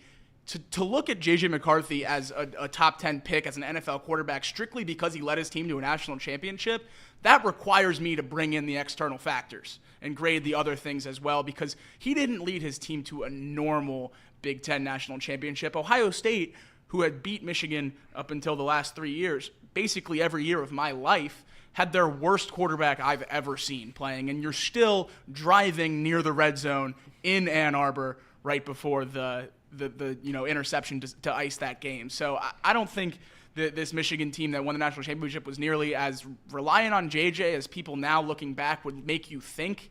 It was very clear watching all season that it was Blake Corum and that defense that drove the team. Yep. I don't think anyone that watched more than a few minutes of Michigan would argue that. And now that we're going into NFL training camps and JJ was picked so high on a team with great weapons, it seems like there's some revisionist history about how much of a difference he made on that team. So Elliot brought up some good points too, just about the workload, the total pass attempts and what he'll be doing in the NFL. So from that perspective of knowing that and the plan to help bring him along, okay, that's fine, but that's not the quarterback you take in the top 10 then. Like, that sounds like how you handle a quarterback that you would have taken either mid to late first round or later in the draft, as far as that's concerned. Just because we're past, I know people want to bring up the Patrick Mahomes thing. He sat a year. I mean, sat a year, yes, but that was a playoff team. That was a good team. Alex Smith hadn't done anything to lose that job, and it's not like we knew who Patrick Mahomes was. I mean, now it sounds kind of wild. Of course you take Patrick Mahomes over Alex Smith. But at that time, Alex Smith was doing a lot of really good things. And it wasn't as simple as just take the job from him and give it to the rookie quarterback, But the Vikings aren't anything right now, especially with Sam Darnold. So if you're having to do this, to me, I just don't think that things are going as smooth as what they has anticipated. But you're right. Because of those limitations, this is the route you have to go. But I just don't know if that's what they anticipated whenever they drafted him as far as that's concerned. And who knows? He could end up balling out and being great right off the bat, because that's usually what happens when I start taking shots. I get proven wrong as far as that's concerned. I know we don't have much time. What's next on the J-Bar? Next on the J-Bar is something we've been teasing for quite some time on the show, ABS challenges. Oh, the ABS, yes. And What I'm is sure this? the automatic ball strike Oh, I see. The challenge new- system. I see. I mainly wanted to talk about this too, just because of the survey that they did. Have you seen the survey that they did for it? So they surveyed fans, players, front office personnel about their thoughts on an automated ball strike system versus what is now being proposed that it'll start in AAA, I believe, at the end of this month, June 25th. AAA games will use the automated ball strike challenge system as opposed to full automatic ball strike system, which was previously used, for half of the week. A lot of weird stuff that they're doing, implementing this stuff for half the week, just testing it out, this, that, and the other. So in the challenge system, challenges to calls on balls and strikes are made by the hitter or catcher in real time, with the umpire receiving an answer to the challenge via an earpiece. Okay? So, surveys have shown that fans and players not only prefer the challenge system over the full automated ball strike system, they also prefer the current system with umps making the calls altogether. That's how, according to this survey, fans, players, front office personnel alone, they all prefer the current model of the human error, the Angel Hernandez approach, if you will, over the automated ball strike system. But they do prefer the challenge system over the automatic ball strike system as well. 61% of team personnel, including players, and 40% and 47% of fans prefer the challenge system. 28% of personnel and 30% of fans prefer human umpires making all the calls. And only 11% of personnel and only 23% of fans want full automated ball strike system. Are you surprised that those numbers are so low, that fans do not want that? And I'm more surprised that players would prefer the human element of the umpire behind them getting the calls wrong. They'd love the challenge system, though. I think that makes sense. I wonder if for players, pitchers are getting in their ear. Because pitchers certainly don't want automated balls and strikes. You Correct, can't manipulate a strike zone. You can't, go far out to the right if the ump's leaning that way that game or anything like that. So maybe pitchers are getting to their teammates. I'm surprised fans don't want it. I know I don't. I'm in the boat that I think human error is good for sports. I think the more you automate sports, the less you have of what we all love about sports. And part of that is when the Reds lose on a Tuesday night 4-3, I like to be able to blame whoever's behind the plate. Yeah. Maybe that shouldn't be a part of the sport. Maybe that's something that you shouldn't hang your hat on. But I think that's part of what makes sports fun. Yelling at the umps, getting mad about a missed call. If everything's done by a computer, there's nothing to talk about when your team loses. They just lost. The strike zone, it does have parameters, but it's always been subjective. It's the umpire. Right. It's the umpire's discretion of where that strike is. If you're watching on TV and you see the little box there, and Luke Maley's at the plate, Luke Maley stands up straight, right? So he doesn't really bend the knees at all. When there's a ball up here and it looks like it's 2 feet above that zone, it's not above 2 feet above that zone. It's not. That's just what you're seeing on TV. The zone is up there, and the umpire's calling that. And that's what I think a lot of this is. It comes down to that zone on TV and fans thinking everything's wrong. I do think that there are bad umpires. Similarly, that there are bad cops, there's bad firemen, there's bad everything at every single position, at every single job there ever has been. But I think most people like the umpire there because it's a part of baseball. Right. Yep. When I think of baseball, I think of hot dogs, I think of the ballpark, I think of the home run fence, pitchers, and I think of umpires. I think of somebody behind the plate calling that game. And I think taking that responsibility away from them to get it technically right. And again, would it be getting it right, though, is the question, because, again, that strike zone's subjective for each player. So that's what I don't know. And I am shocked, for the record, though. I am shocked that most people still want it. Just the human element. Jolly was a Especially great with- point in the chat. MLB can't even get replays right to a point where we're happy Correct, with that's true, guys too. being out or safe at the plate. We think they're going to get balls and strikes right, and then you don't get to blame anybody because they're doing it all in New York or Secaucus or wherever the MLB headquarters is, and you can't even point to the umps when they have a bad or reprimand them or hear their answer. It's just all computers that still aren't 100% accurate. I think it needs to be absolutely perfect before you roll it in, or the challenge system. So I agree. what I thought was wild was I thought I had an old school approach. I thought I was like, oh man, officially that get off my lawn approach. I thought more people would. I thought with the younger generation, I thought younger fans would want the automated ball strike system. I'm surprised that so many still want that. And I'm with Ellie. I'm with you guys on this as far as like we talk so much about the Cincinnati Reds. Man, I can't believe they can't field a ball correctly. I can't believe they make so many errors on the base paths. I can't, believe they make, certain pitchers can't get outs. I can't believe we spend so much time talking about the millionaire athletes who aren't perfect at their job, but we want to look at the umpires who are paid less to be perfect at theirs. I think it's a fair expectation for them to get, the calls right, yes, but they're never going to be perfect, and I think it's just a part of the game, just the way their mistakes are part of the game, the way that Ellie's mistakes are part of the game, the way that David Bell's mistakes are part of the game, and we all hate that, but there's no such thing as a perfect manager, there's no such thing as a perfect player, and there's sure as hell no such thing as a perfect umpire, except for Angel Hernandez. That's right. That's it. And that is it. And that is it for the show on 1410 ESPN Radio. Happy Friday. Have a great rest of your weekend. It's a hot one. I'm going to see Zach Bryan tomorrow. Very cool. The shoe. No, kind of. It's going to be hot as a mofo tomorrow. Yeah. But I'm sure you guys are very concerned. T's and P's. Throw them out to me. I need it. That's right. All right. Thank you for tuning in on the radio side. The Kinner and Kev show been filled in today by Grip It and Rip It with Kinner and Tissett. Say hi, Jacob Tissett. Always. That way they know Always that's here. the voice of Jacob Tissett. The voice of Jacob Tissett. And Elliot Rearing, say goodbye on radio. 4 hours for you on radio, dude. That's right. How about that? 700 might be calling. They might be They might. calling. They'll offer me $10 an hour. Oh, 10. They moving on up. They offered more. They offered.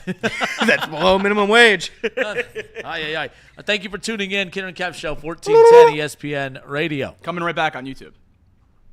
Yeah.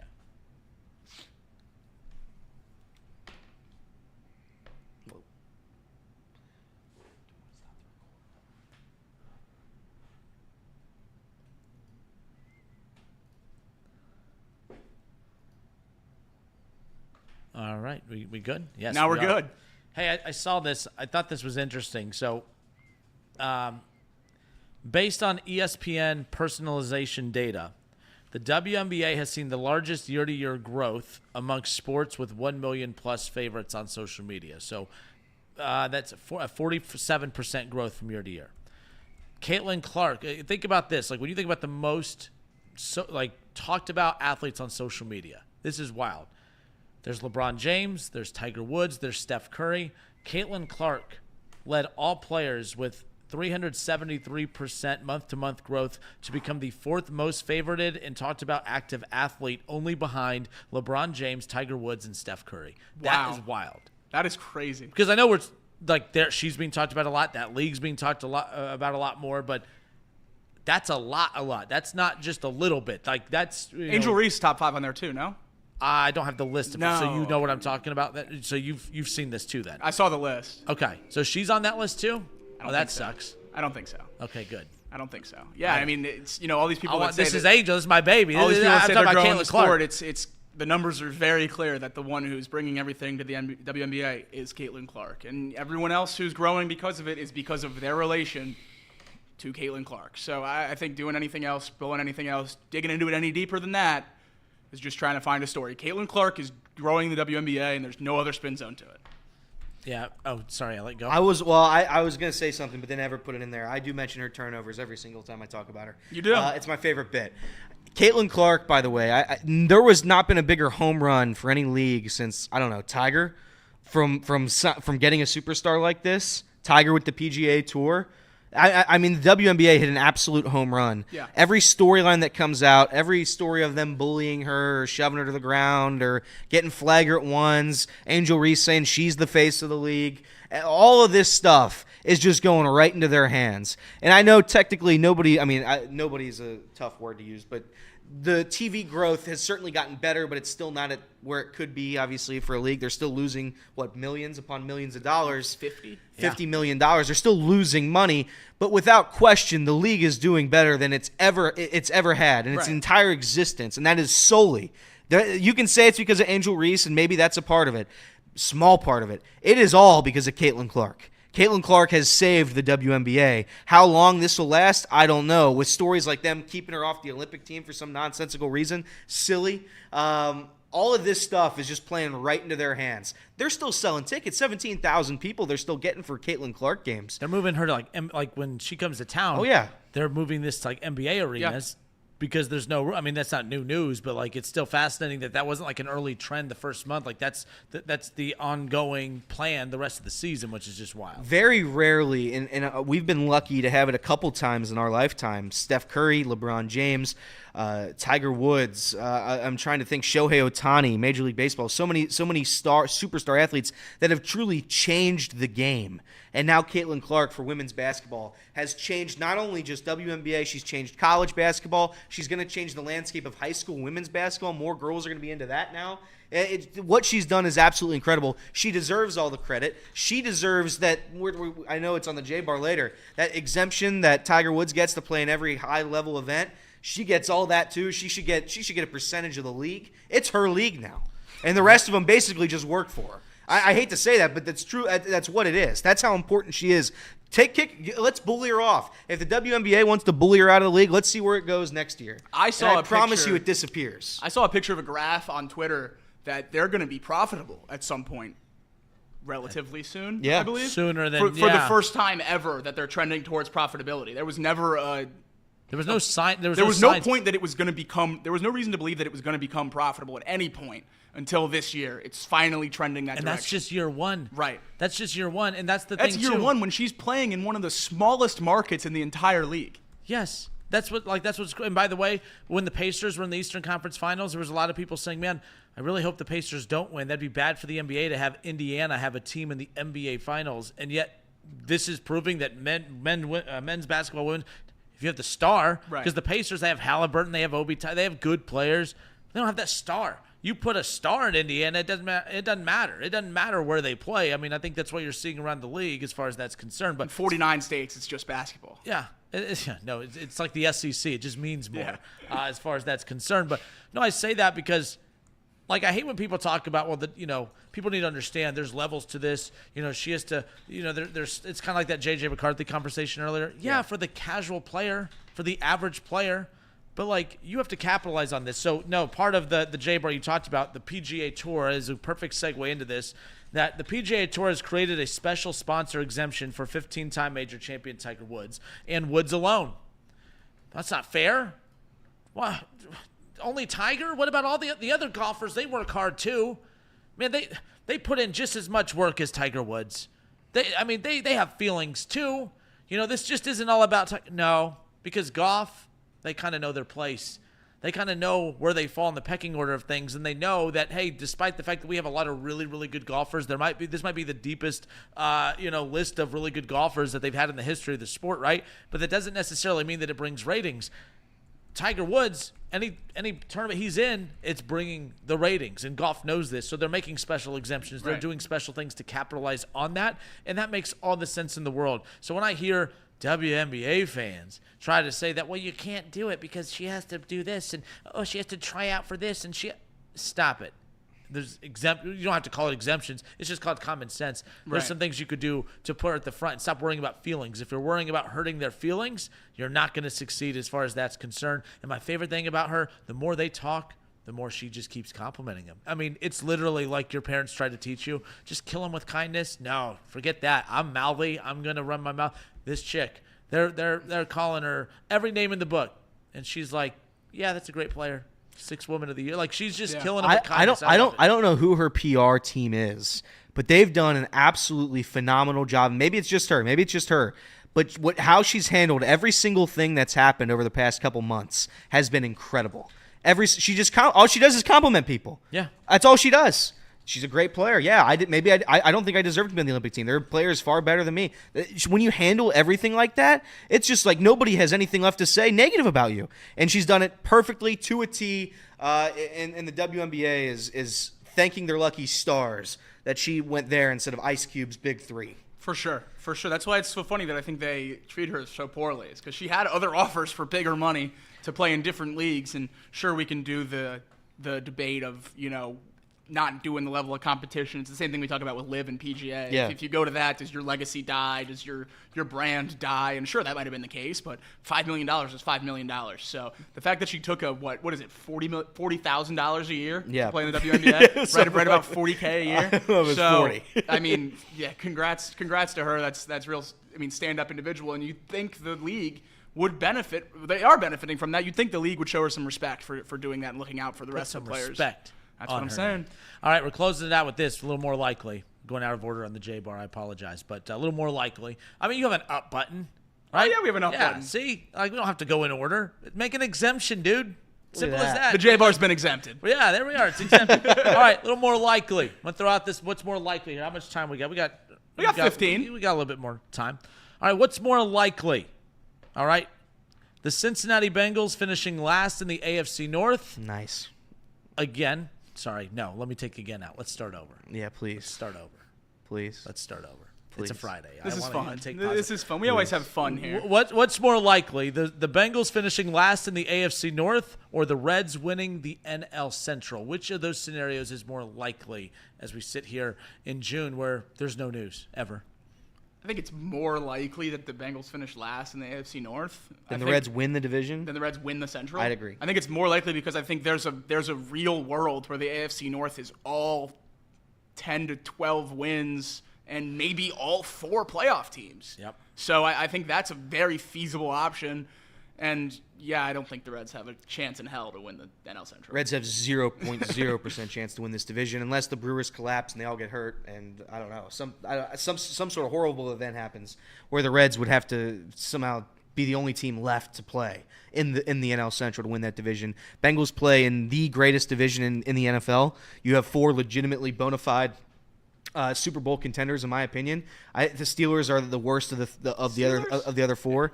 But the I thought you were taking a shot. No. Okay. You got to let your guard down over there. Sorry, I flipped them off. I know you did. I don't know what's going on. Steelers are not Super Bowl contenders. Correct. That's what I said.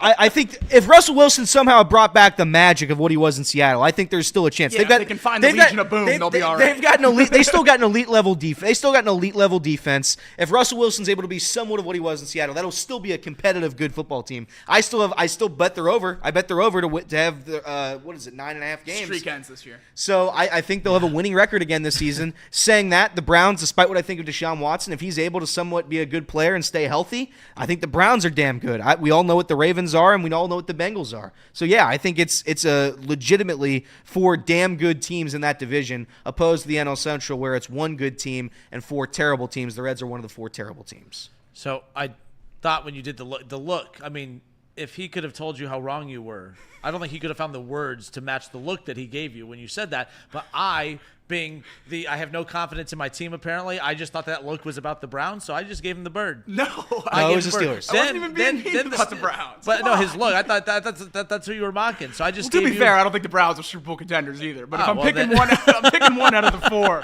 that really isn't close. I don't think it's the When every team finishes above 500 in a division, that says something, man. Yeah. I like it's. We can sit here and say the Steelers are dead forever. They still win. I know they don't win in the postseason, but they still win games during the regular season. We're comparing the best division in the NFL to probably the worst division in the MLB. Correct. So that's what it comes down to. So yeah, it is far more likely the Bengals finish in last in the AFC North. Do you think the Bengals would finish last in the NL Central? Evan McPherson hit like 11 home runs at Logan Wilson's I'm gonna say no. I'm going to say no. I think they finished. The Reds would finish. I think the Reds finished. I think the when Reds they played that below. Logan Wilson All-Star, like I didn't go to the one this year, but last year I did, and I got to go down to the dugout and everything, and while they're in there, that was so cool. But all I had was people yelling at me the whole time.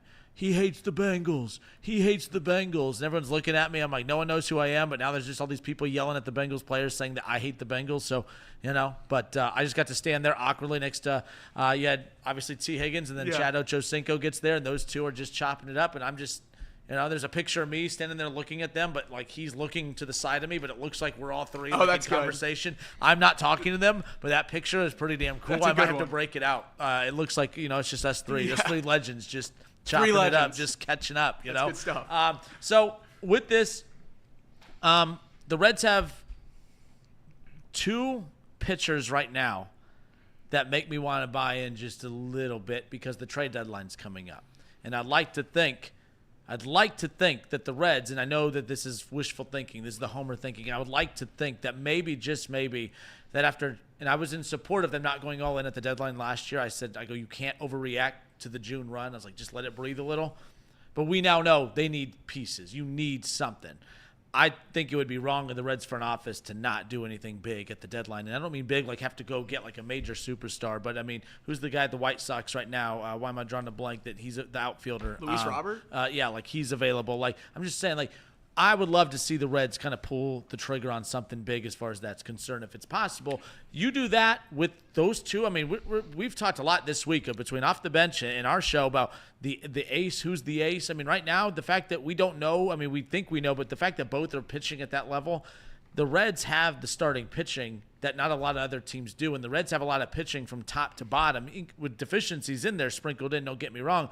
But as far as the whole package is concerned, from starting pitching to bullpen, a lot of teams that are fighting for that final wildcard spot, they don't have all of those things buttoned up. And pitching, at the end of the day, is more important. You need hitting, yes, but you can get that at the deadline. You can't go get a bunch of pitching at the deadline. I think that they could button up some things. If they do that, I'll buy into more of the Reds winning the Central than the Bengals finishing in last. When they finished in last year, still won 9 games without Joe Burrow. I don't anticipate Joe Burrow being out for the season, and they won 9 games on accident last year. So to me, I'll roll with the Reds. But if this was post trade deadline, I'd probably roll the other way with it. But I'd like to think there's hope there. I could not possibly be more on another side than you. If the Reds make a trade for a major MLB player, I'm going to be very, very upset. You want him to stay I want put? them to sell. Sell what, though? I think you have a couple relief pitchers you could sell. I know you don't get a lot back from that, but I would even think about trading an Ashcraft if he comes back up and pitches well, trading a Montas if he strings together a couple good outings here before the end. I would even pick up the horn on Candelario if he's hitting this well, and you can send him somewhere and get a massive return. I think this Reds roster is way, way, way further away than 1, 2, even 3 pieces because I don't think McClain's coming back this year. I don't think CES is coming back this year. It doesn't seem like Williamson's coming back this year, and that's your 5th starter ideally. I think you're 5 to 7 players away, including the injuries, including the guys that are out right now, from really competing for the Central, competing for a World Series. So I don't want to go in and trade for... But remember the Bauer move? The Bauer move years ago was not made for that season. It was it kind of accomplished 2 things. If the Reds got hot in the second half, they added Bauer, and you had Sonny Gray, and you had Luis Castillo. No one really thought they were going to make a run that year, but let's get him and just see what happens. But that Bauer move was mainly made for that next season. For sure. I think there are moves you can make that can maybe check off both. But I know what you're saying, the selling high, especially if Candelario is still playing at a high level.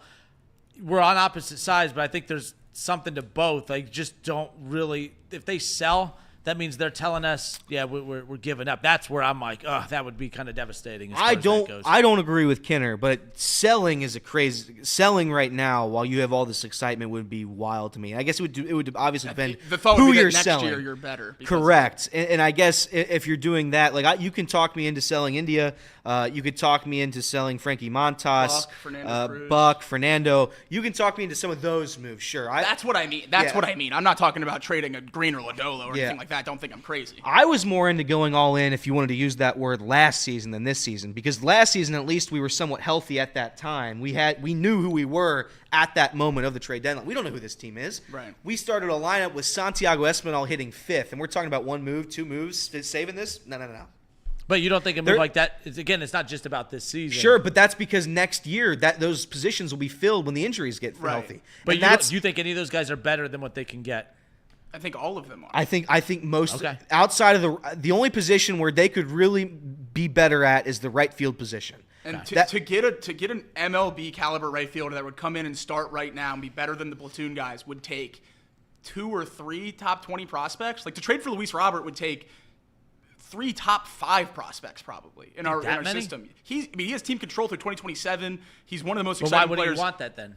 Because I wouldn't want to give up those prospects for a guy like that with injury concerns. And that's a team that's already back. But the Reds are fine. They don't have injury concerns. Why would I add to that? I know. Yeah. It's like... I'm okay standing still this year. This year is a year that's a lost year. I hate to say that. But you might accidentally find your way in, right? You could. Right. And you don't want to do I'm not saying make the move. I'm not arguing with it. Like, I just mean, like, even with standing put, you still might. I think that's why I would rather stand put or sell a little bit, because I think trading for 1 or 2 bats, you don't add more than 3 to 4 wins, and that puts you 82 to 85, and I think you're still right there on the cusp of the playoffs, and you could still miss it. I mean, we see how many of these teams at the bubble where the Reds were last year at the deadline who made trades, namely for pitchers, but who made trades, and they come in and they light it up, their start 1, start 2, whatever it is, and then you look at the end of the season and they had a 5.5 ERA with the new team they went to. I mean, Michael Lorenzen, everyone wanted him in Cincinnati last year. He goes to Philly. He throws a no-hitter in his first outing, and everyone thinks Nick Krall is the biggest dummy on the planet. Then he has a 5.5 ERA the rest of the year with the Phillies. So, like a move like that, a move like a Lucas Giolito, who's already hurt this year, was terrible last year after he got traded.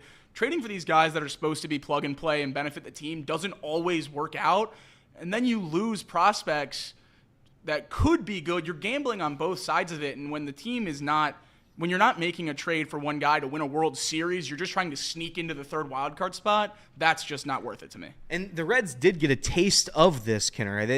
When the Angels sold their whole roster, and the Reds were able to take 2 big names, I thought, Harrison Bader and Hunter Renfroe. Those were 2 guys I thought could contribute immediately and could be very good players. And I know you can't not do something because it doesn't work one time, but they were the worst players on the team when they got here. They were abysmal. So making a big move now for a team where we don't know what's going on. You really don't. We have, as you mentioned, I would argue 3 great pitchers. I think Andrew Abbott, Hunter Green, and Nick Lodolo, that's more than enough. I think our 5th starter from a majority of this season has given us 5 innings, 6 innings of solid work. Not great work, mind you, but solid work. Better than last season. We weren't going 3 innings last year.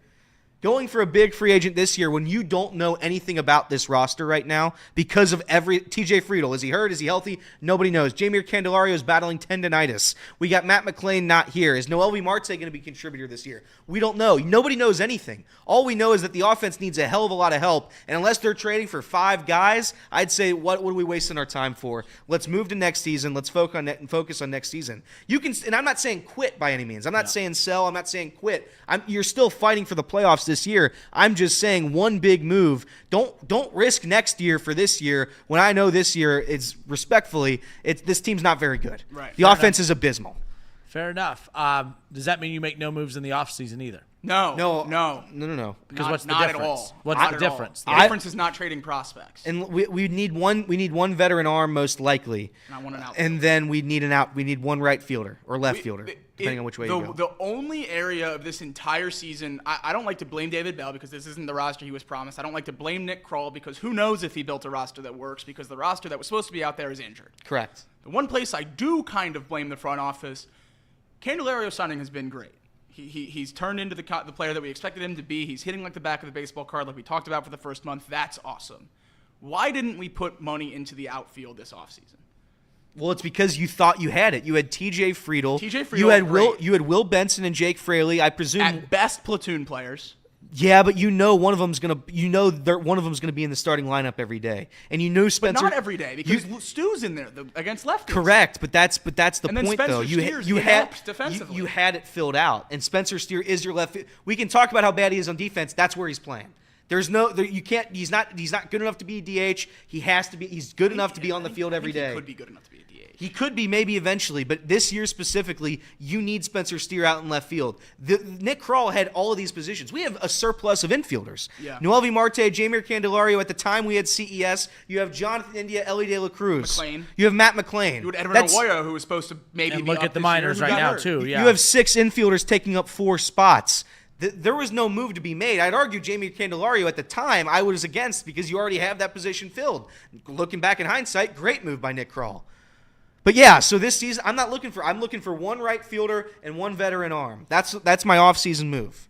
And if they can get that at the deadline for something that doesn't cost us our entire system, then yeah, sure, let's try it. The other thing about our system that As long as it's not a 1-year deal. Our system right now, like the pitching prospects that we were talking about trading last year at the deadline have had pretty rough seasons. Oh yeah. Like Connor Phillips is blown up. Chase Petty has not looked like the Chase Petty we saw last year. I forgot about Chase. We haven't even talked. There's I haven't even heard that no desire for me to trade Rhett Lauder unless I'm getting Luis Robert. Like it would have to be something that good, almost straight up, for me to even consider. At some point, trading though, Rhett the Reds Lauder. are going to have to give up on prospects. At some point, you have to move prospects to get MLB ready guys. Yeah, Like, you'd be selling at their lowest value. Connor Yeah, Phillips. but see, I don't think that's a recipe for success for a small market team. I think a recipe for success for a small market team is you get these guys up, they're good in their rookie contracts, you let them walk in free agency, and you have someone right behind him that's coming up behind him. God, that's depressing. It's depressing, but that's what the Rays have done to remain competitive. That's what the Guardians have done to remain competitive. Obviously, they locked down J-Ram, but every single other star on that roster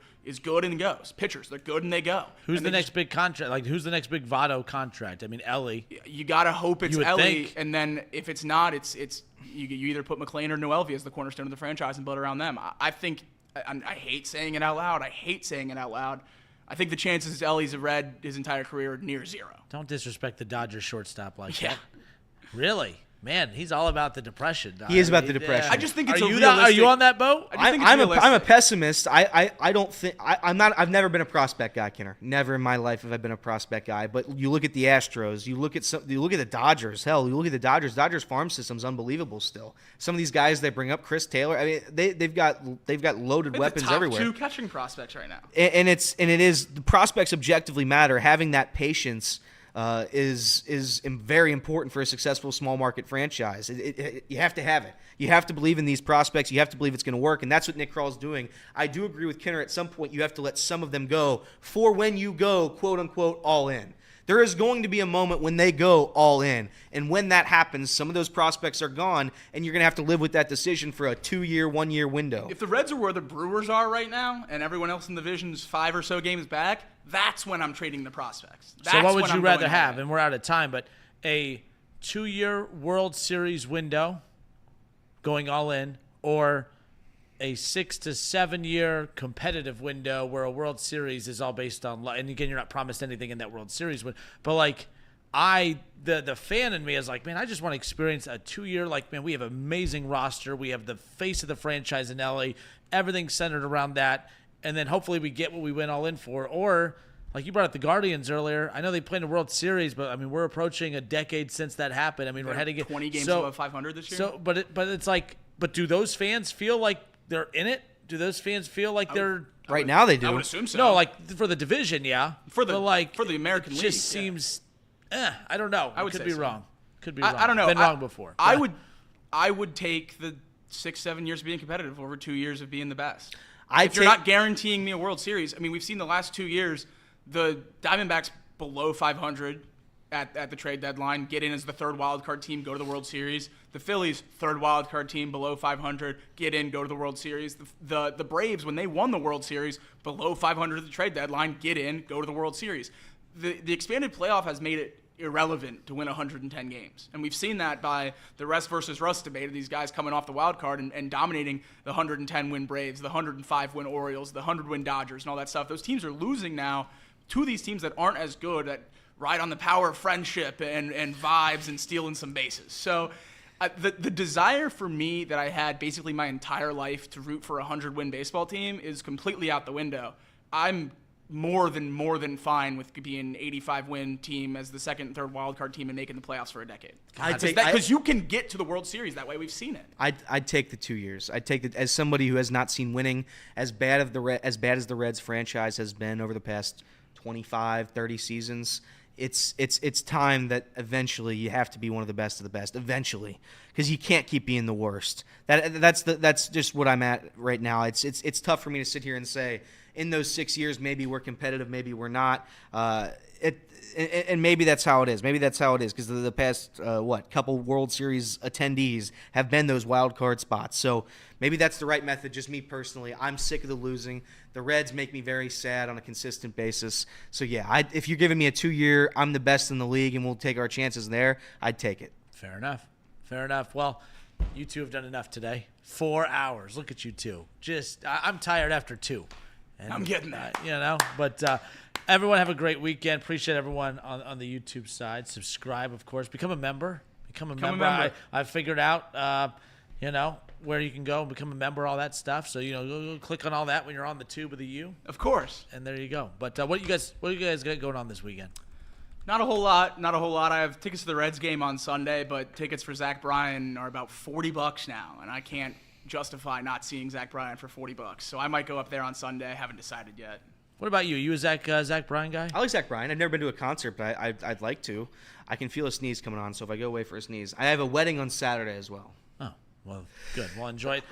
Bless God you. Bless bless you. you. With I that felt being it. said, I felt that one. we're all going to get sick now. We're all going to get sick. No. Appreciate everyone. Have a great weekend. That wraps it up for us. Of course, until next Monday, it's been Grip It and Rip It with Kinner and Tissot and special guest, Elliot Rurdy.